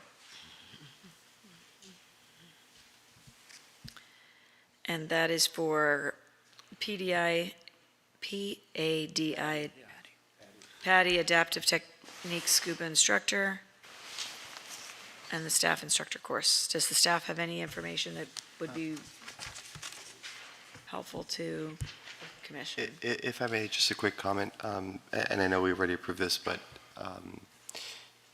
the preparatory programs seem to be preparatory for programs offered at other institutions. Looking at their program list, these are courses to prepare someone for entering into that kind of program, but it doesn't seem like those programs are listed in their offerings.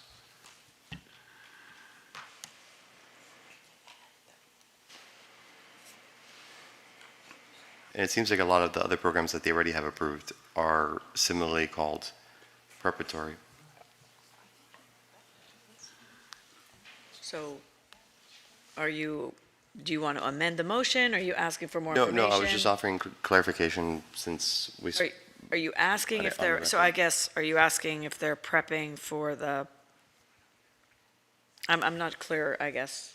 I was offering clarification, even though we already kind of passed the motion. I think that when the comments were made, we were assuming that this was for a program that they offer. Now, I don't think it changes the outcome or determination of the motion. I just wanted, for the record, for all of us to. It's not, I think it's not. You need to use your mic. You're asking for the preparatory, they'll ask for these programs. Preparatory for. You need to use your mic, Sam. Just from experience, I would tell you this probably marketing, and they're going to see how much interest they have. And then if they have the interest in these preparatory programs, they'll come back and ask for the other programs. So I think that's probably what you're seeing there. A lot of schools will do that. Sure, but I think that clarification at least will allow us not to be surprised if we see future applications the way you're describing. Yeah, I think you'll find that this is more marketing than anything. Thank you. Any conversation or discussion around Rainbow Reef Instructor Development Center? Yes, ma'am. Yes, sir.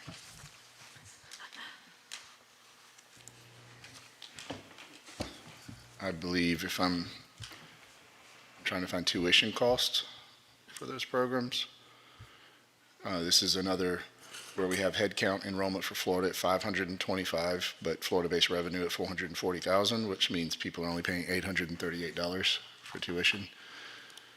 And I don't think their tuition amount is $838. In fact, it's listed as NA on our sheet here, so I don't know what that tuition amount, but that, I'm a scuba diver and I can't buy a single thing for that much money. So the PADI IDC staff instructor tuition's $900. Kit fees are $450, registration's $210, so a total of $1,560. That's in the new program info. Okay, I was looking at the tuition per credit hour off the summary sheet and didn't see that at 10.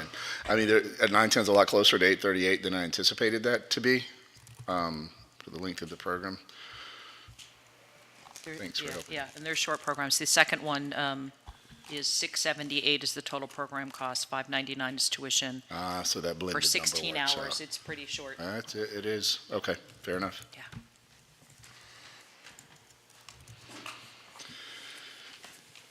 Any other discussion?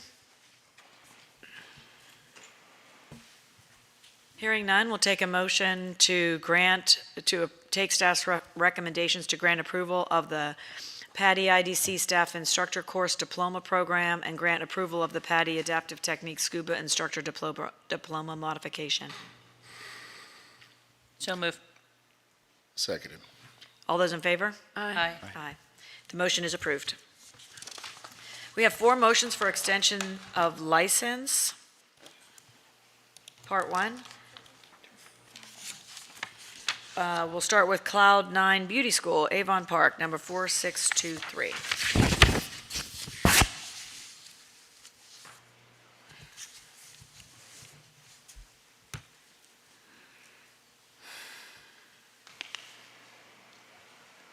Is there any discussion on extension of license? When these come through, are we privy to the reason for the extension? Yes, sir, it should be on your, it should be there. It's right there in the If you- comments, I guess. Yeah, if you scroll all the way down, it'll show you.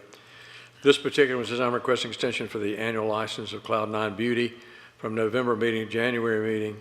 The reason for this extension because of a financial documents not completed by our CPA. Okay, I see that now. So does it mean that it will be discussed in our January meeting? Yes, ma'am, they will be extended To January, yes, ma'am.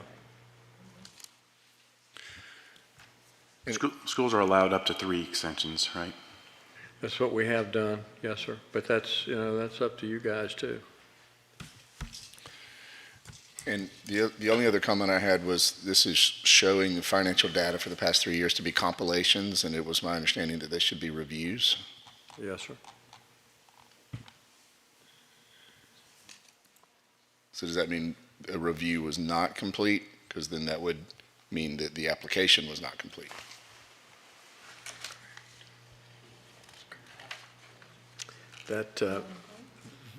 That would be my interpretation.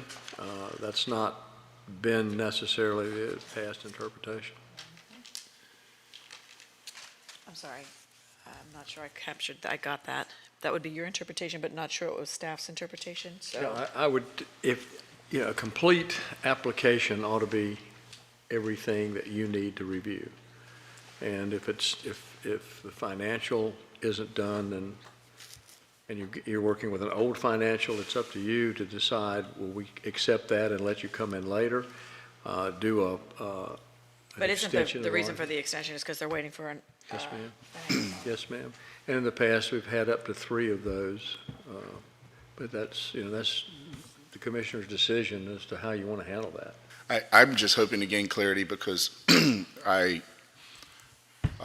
want to have a uniform application of the expectation to all licensees. And I could have my accountant do a compilation in a few minutes, whereas a review requires that I pay him $3,000 to $4,000 in about a week's worth of work. And it looks like there has been a compilation every year for the past 3 to 4 years, which means the compilation was compliant only in their first provisional application, and after that, they were supposed to have a review done. So now we're having an extension because the financials have still not been completed, and I'm going to guess that we're going to get another compilation rather than the review that is required. Well, we can extend with the contingency that a review is submitted by January.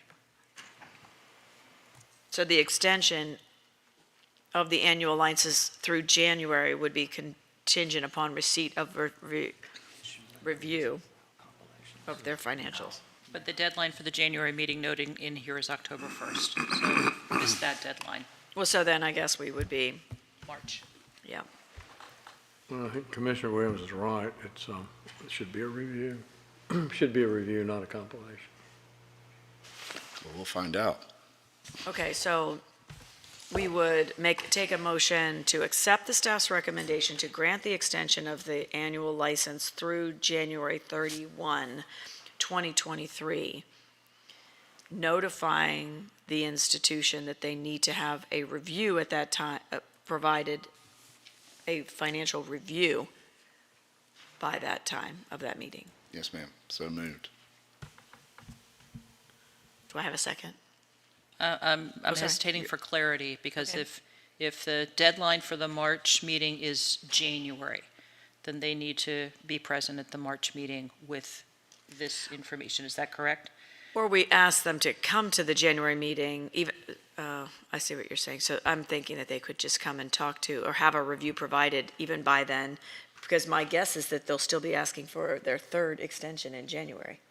Can we ask for a 30 days from today's date, a 30-day notice to submit that, so that we can be prepared for the January meeting? Should be. I mean, But it's outside of the deadline for that meeting, right? yes, ma'am. It would be. Mhm. So I would defer to you, Sam, as to what that contingency, or Joey, Well, help us. I think Mr. Williams had it. I think you notify him that this is, that the financial review is necessary, and that's the requirement. But I'm trying to get to like the timing. Well, then, while the deadline is set, as long, I think you give them the opportunity to get a review in.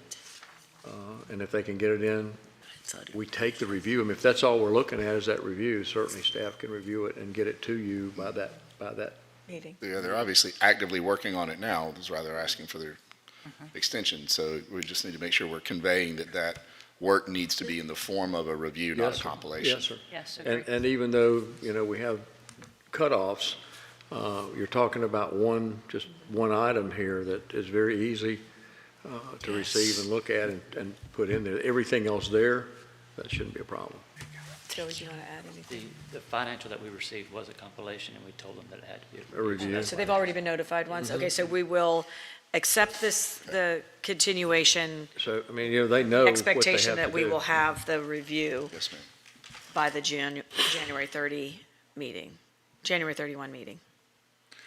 So the motion that I made was correct? Yes, second. Thank you. All those in favor?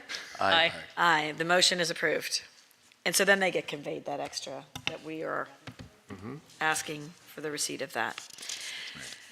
Okay. Next is Connecticut School of Barbering, North Palm Beach, number 637. That's broadcasting. Oh, broadcasting, I'm sorry. Sorry. Although some of them probably need their hair cut.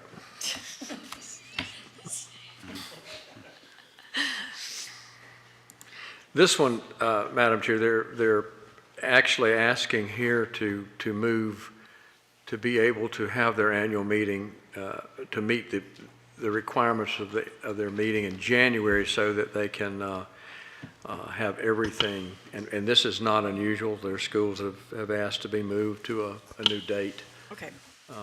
So there's any other discussion? I'll take a motion to accept the staff's recommendation to grant the extension of annual license through January 31, 2023. So moved. Second. All in favor? Aye. Aye. The motion is approved. The next school is LaSalle Tech, Plant City, number 4811.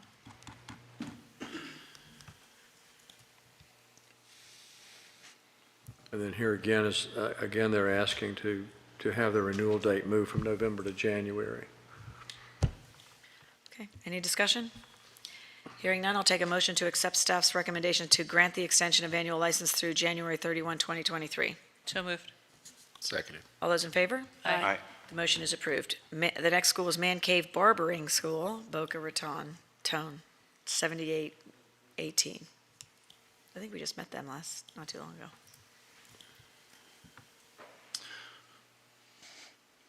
I'd like to ask staff if the clarity has been conveyed that what needs to be provided needs to be a review. The compilation their first year was okay, but it looks like we're waiting on financials, and I hope that they understand that to be a review, not a compilation again. That's the Man Cave. They have been notified, And what I find, and this is,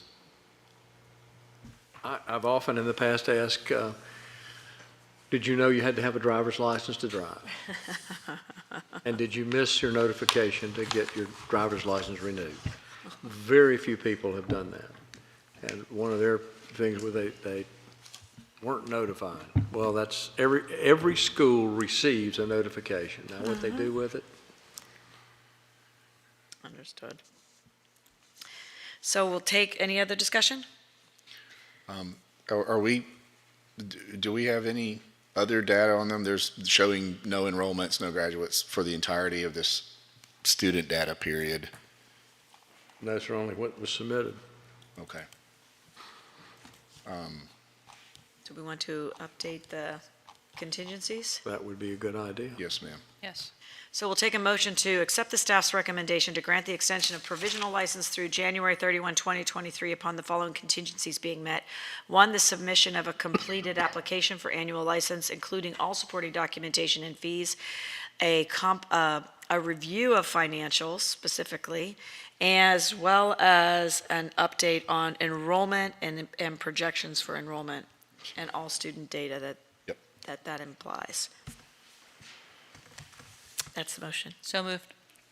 Seconded. All those in favor? Aye. Aye. The motion is approved. Next school is Miami Jewelry School, Miami, number 65.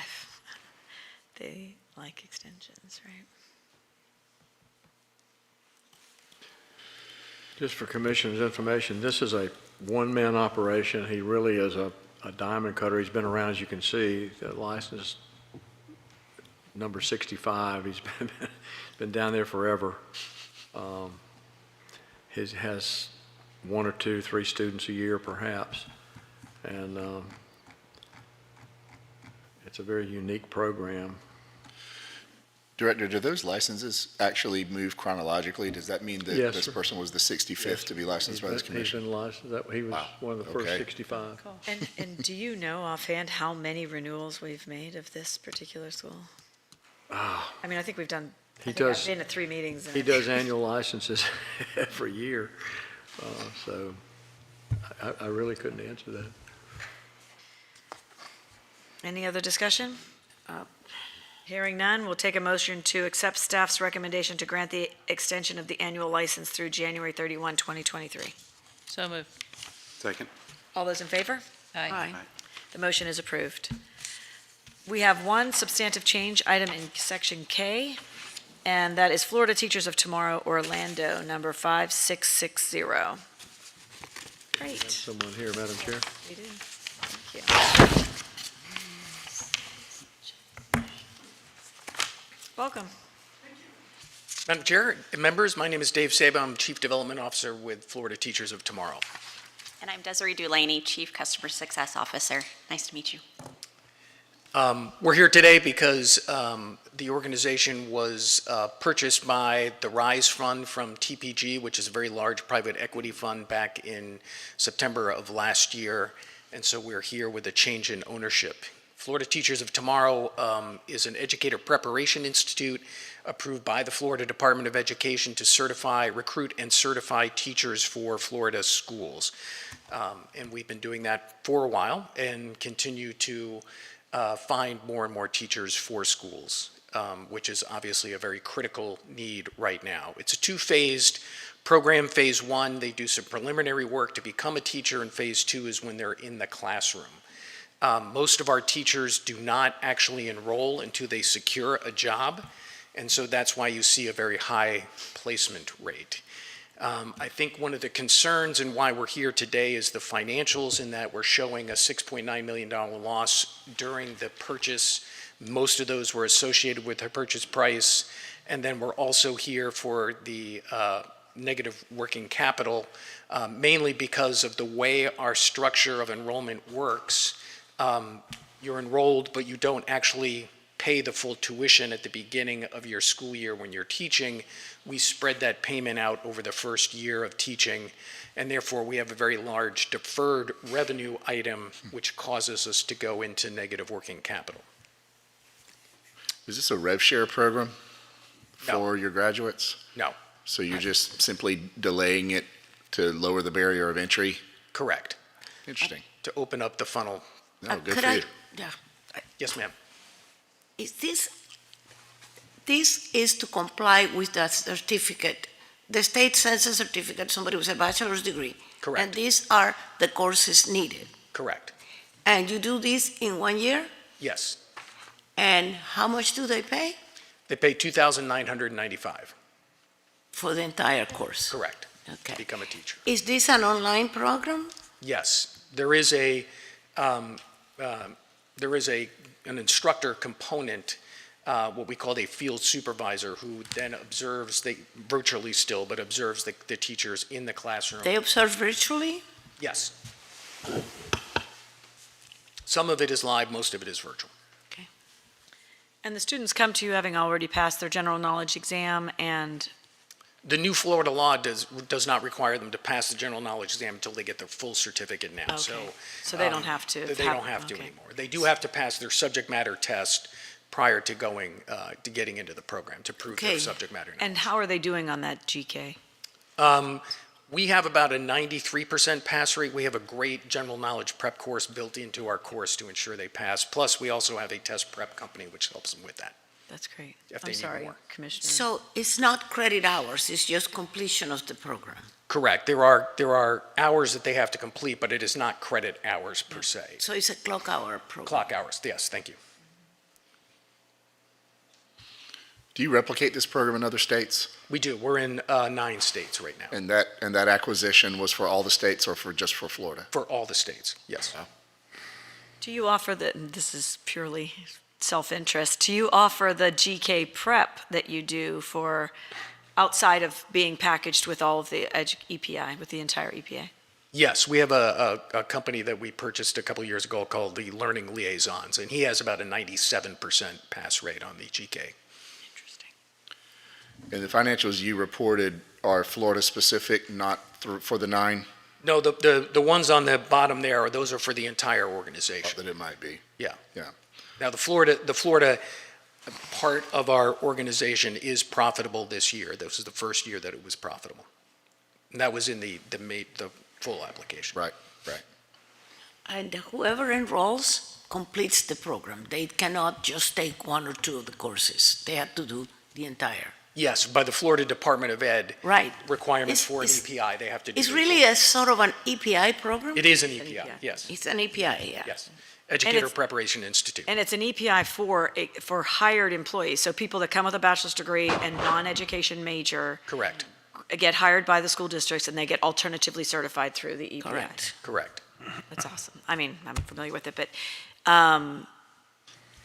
my question, so do you offer specific endorsements in it? Like, I didn't look through enough to see it, looking for a reading endorsement or special population endorsement? We don't do the special population endorsement. Reading endorsement's now required by Okay. everybody. So we had to add a very significant section for reading endorsement last year to ensure that all of our. But that is for your EPA, for your EPI? Correct. The separate reading we don't- endorsement you no, don't do? Not right now, no. Okay. Oh, do you? Okay. Interesting. I have all of them. And so they're doing their field experience in the school that they're hired in, Correct. right? And so Yeah. that's why the observations are all just right there, okay. Yeah. Now, there is a change by the Department of Ed that's coming next year that will require them to do some pre-work in the field before they become a teacher. So that's going to change the dynamic a little bit. We're still waiting for the guidance on that, but look forward to that, because that, we think, is going to help our enrollees then have more of an incentive to start their work before they get in the classroom and get some more of those foundational teaching skills before they get into the classroom. Interesting. Does the school or the student pay for the tuition? The student. Do you ever have issues with collecting on the other deferred portion?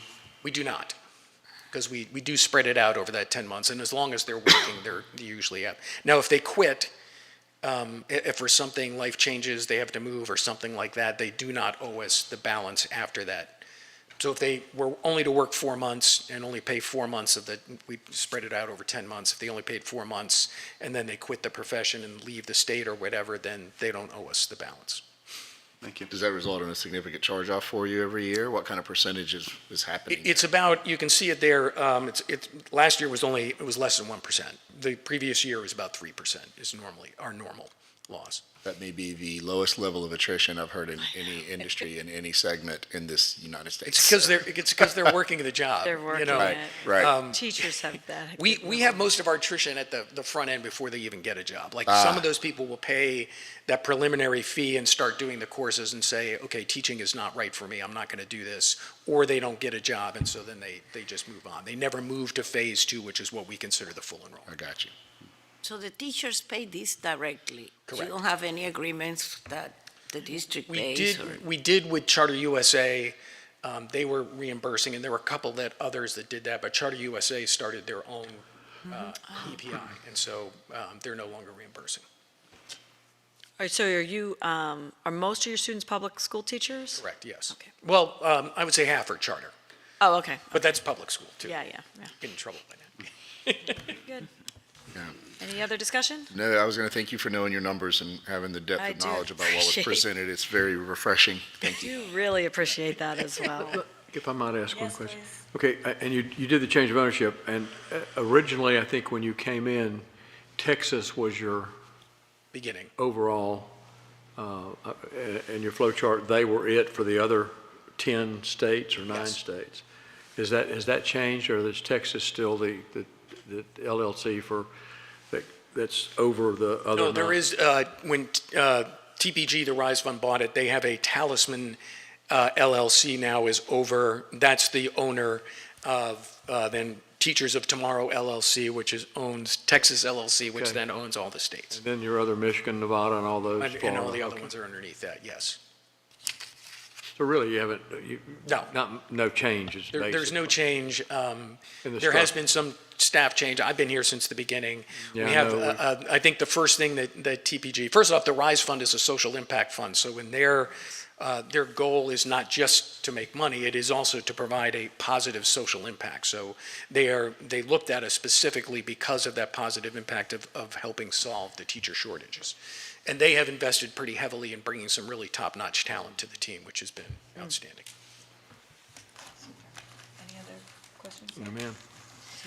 Hearing no further discussion, I'll take a motion to accept staff's recommendation to grant the approval of the substantive change in ownership and issue the provisional license through January 31, 2023. In order to maintain the provisional license, the institution must comply with the following contingencies. 1, submission of an interim financial review of audit prepared in accordance with generally accepted accounting principles by an independent certified public accountant, which demonstrates resources sufficient for the proposed operations of the institution and the discharge of its obligations to the students. 2, submission of documentation confirming the CPA that prepared the financial statement has met the regulatory requirements in their respective state of business. And then all contingencies must be fulfilled and required materials received in the commission office within 30 days of the checked order. Do I hear a motion? So moved. Second? All those in favor? Aye. The motion is approved. Congrats. Congrats on your acquisition. That's awesome. That's great. We have one application for name change, Mariel College of Nursing, Palm Springs, number 7741. Name change to Mariel School of Nursing. Here they come.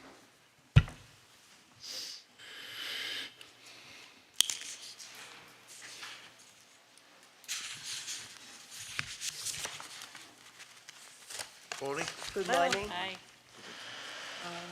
I am Miriam, President and Director of College Miriam of Nursing Program. My name is Seth. I'm a campus director and professor there.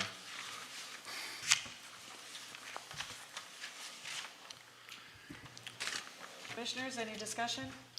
Madam Chair, I only show financial data since 20 and no enrollments data at all, but I do show current enrollment as 15. So is the data incomplete that was previously submitted between 20 and where we sit today?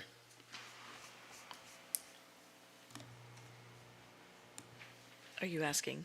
I'm asking staff if do we have data on any of this. It looks to be that the only information we have is from 20, and there's been no enrollment, graduate placement, or retention data updated since then, even though we're showing 15 current enrollments at the end of last year. Go ahead. What they have submitted is what you say. Joe, do you have anything else? They were licensed October of '21, and for the '21-22 reporting period, they reported 12 enrollments. That data collection doesn't end until the end of this month, so that's why you're not seeing that data. So this is trailing overlap. Okay. Right. I just wonder how things are going for you. I know you guys show a net loss in your first year. Since we don't have the data in subsequent years, I'd love to hear how your school's performing relative to what you expected it to. Okay, for now, we have like a 12 active student until July 31st.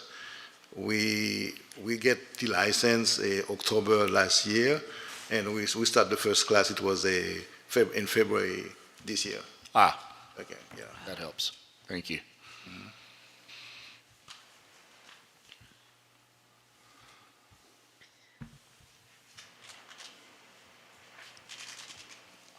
Any other discussion? Hearing none, I'll take a motion to accept the staff's recommendation to grant the extension of provisional license through January 31, 2023 upon the following contingencies being met. Submission of a completed application for annual license, including all supporting documentation and fees, and grant the approval of the name change from Mariel College of Nursing to Mariel School of Nursing. So move. Seconded. All those in favor? Aye. The motion is approved. Okay. Thank you. Thank you.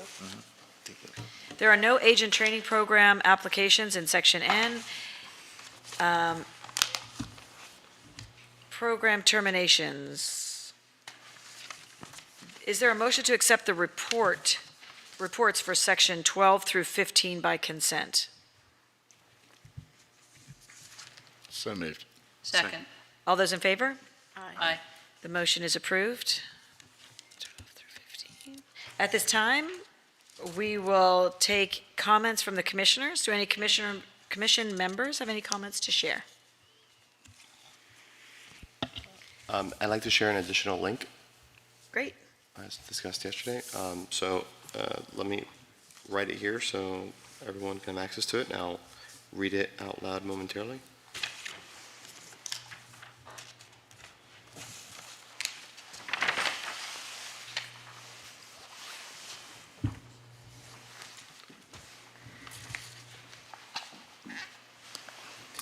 So this link is bit.ly/capitals CIE DOCS 22.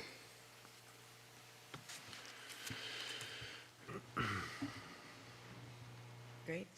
Brandon, can you get that up on our website? Everybody can. Thank you. Sure. And so in this, if you go to this link, you'll find a document that explains what is in this folder.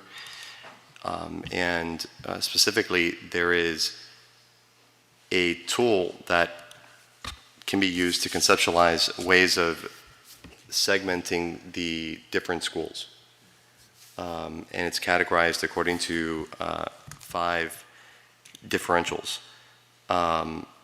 One is degree or non-degree granting. 2, accredited or non-accredited status. 3, health or non-health industry alignment. 4, religious or non-religious designation.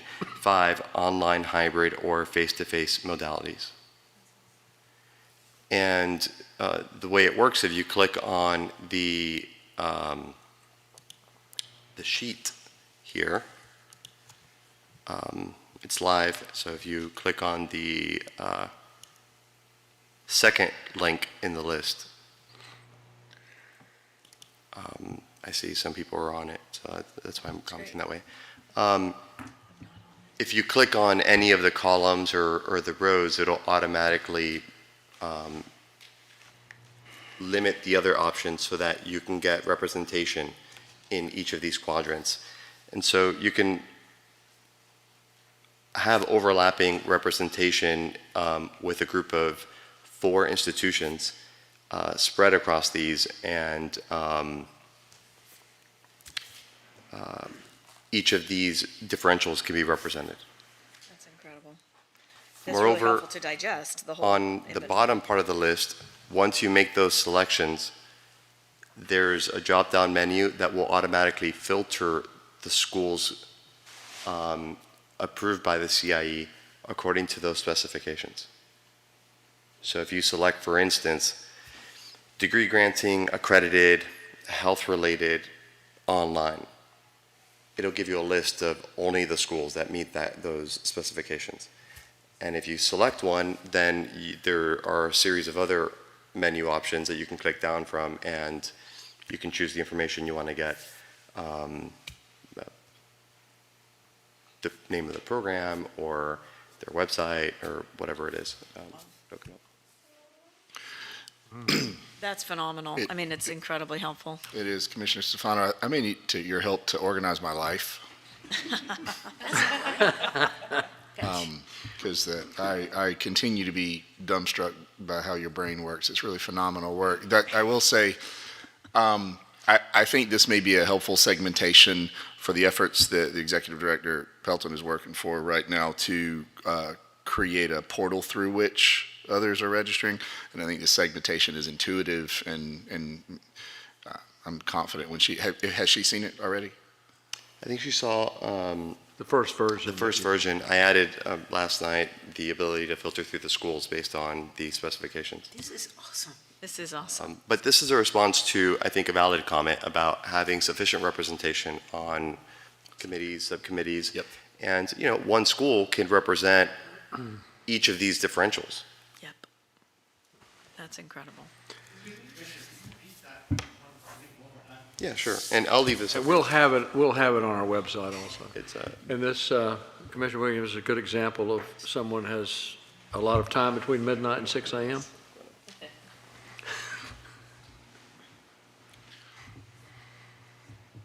Actually, the first version, first of all, that was great. This one is even. Yeah, it's really helpful, really incredible. Thank you so much. Elon Musk has not asked you about employment, has he? He's so humble about it. I'm afraid to ask this question because it might cause more work for Commissioner Stefano, but thank you for putting that together.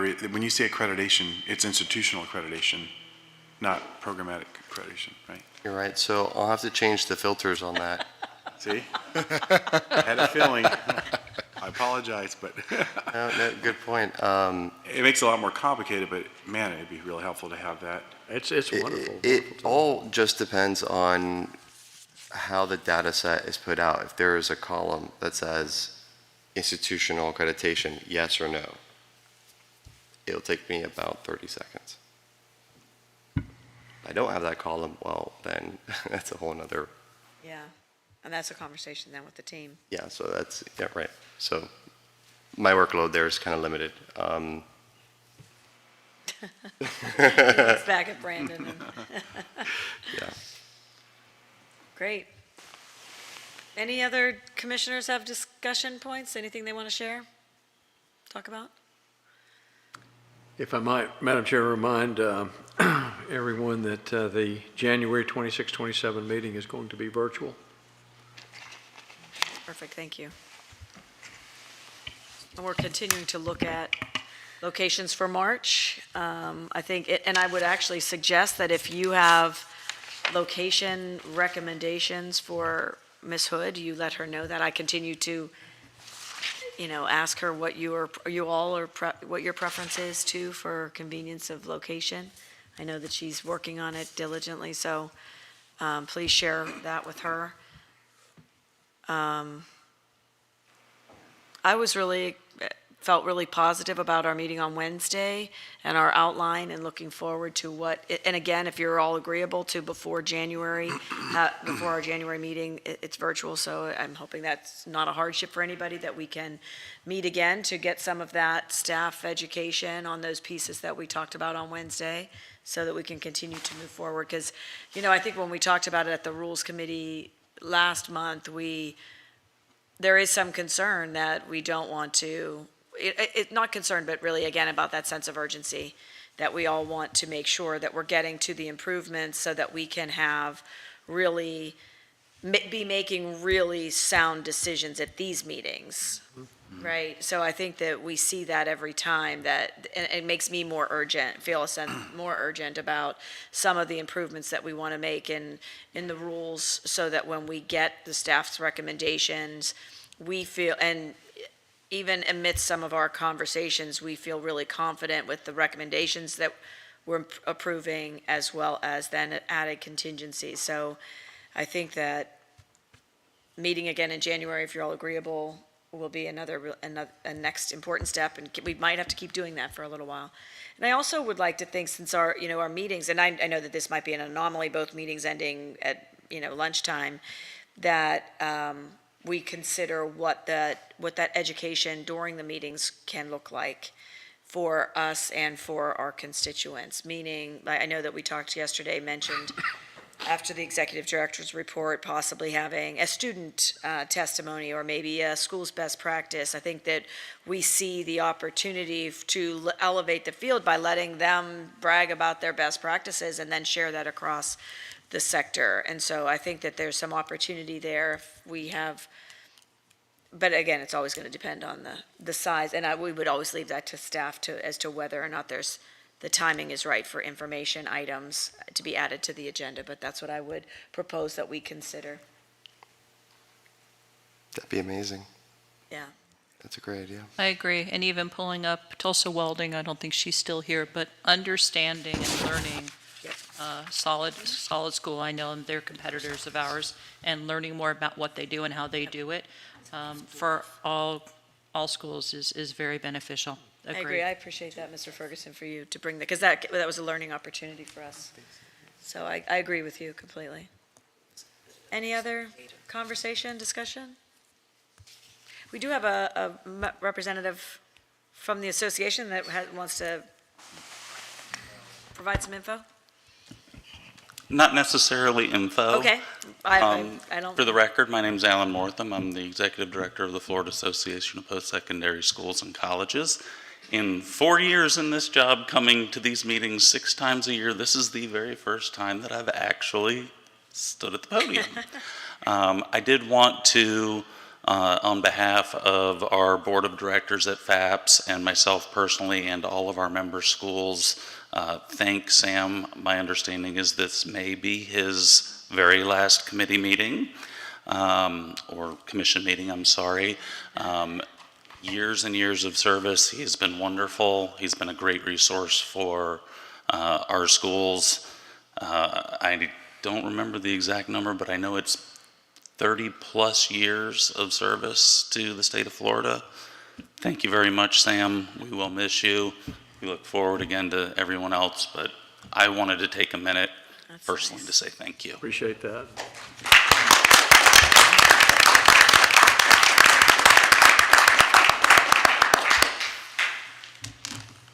Oh, I thought you were going to say. Well, I feel a little taken aback. Didn't know, Sam, that this would be your. I told Meredith I'm available, and at any time, totally available. But I think that at December, then by the end of January, I think I'm going to take Mom on a trip. Oh, I hope so. After hunting season. I was going to say, I'd like to point out that the end of January is when dove season starts, and I think it probably has more to do with that. Probably. Sam, in my short time in working with you, it's been nothing but phenomenal. You have been such a great steward of all of us into this new Well. process. Your knowledge and passion for this work is not gone unnoticed, and I can't tell you how much I've personally and professionally have appreciated the way that you have ushered us in and helped us on the learning curve, and you've been fantastic, and truly thank you for your service, because Well, what the work that you've done thank here over the decades that you've served has really, truly created opportunity for the public across the state of Florida to get access to good jobs. And so, you have a lot to be proud of. and I appreciate it, and I will tell you, honestly, I haven't worked a day in my life. Oh, I've enjoyed it that much, so. well, you are fantastic. Anyone else? Need anything else to say? Well, I wish you all a lovely Friday and weekend in this beautiful weather, but more importantly, a happy Thanksgiving. I think we all have a sense of gratefulness, and we are certainly looking forward to that holiday to share. Thank you. Thank you. Thank you. Oh, adjourned. 11:37.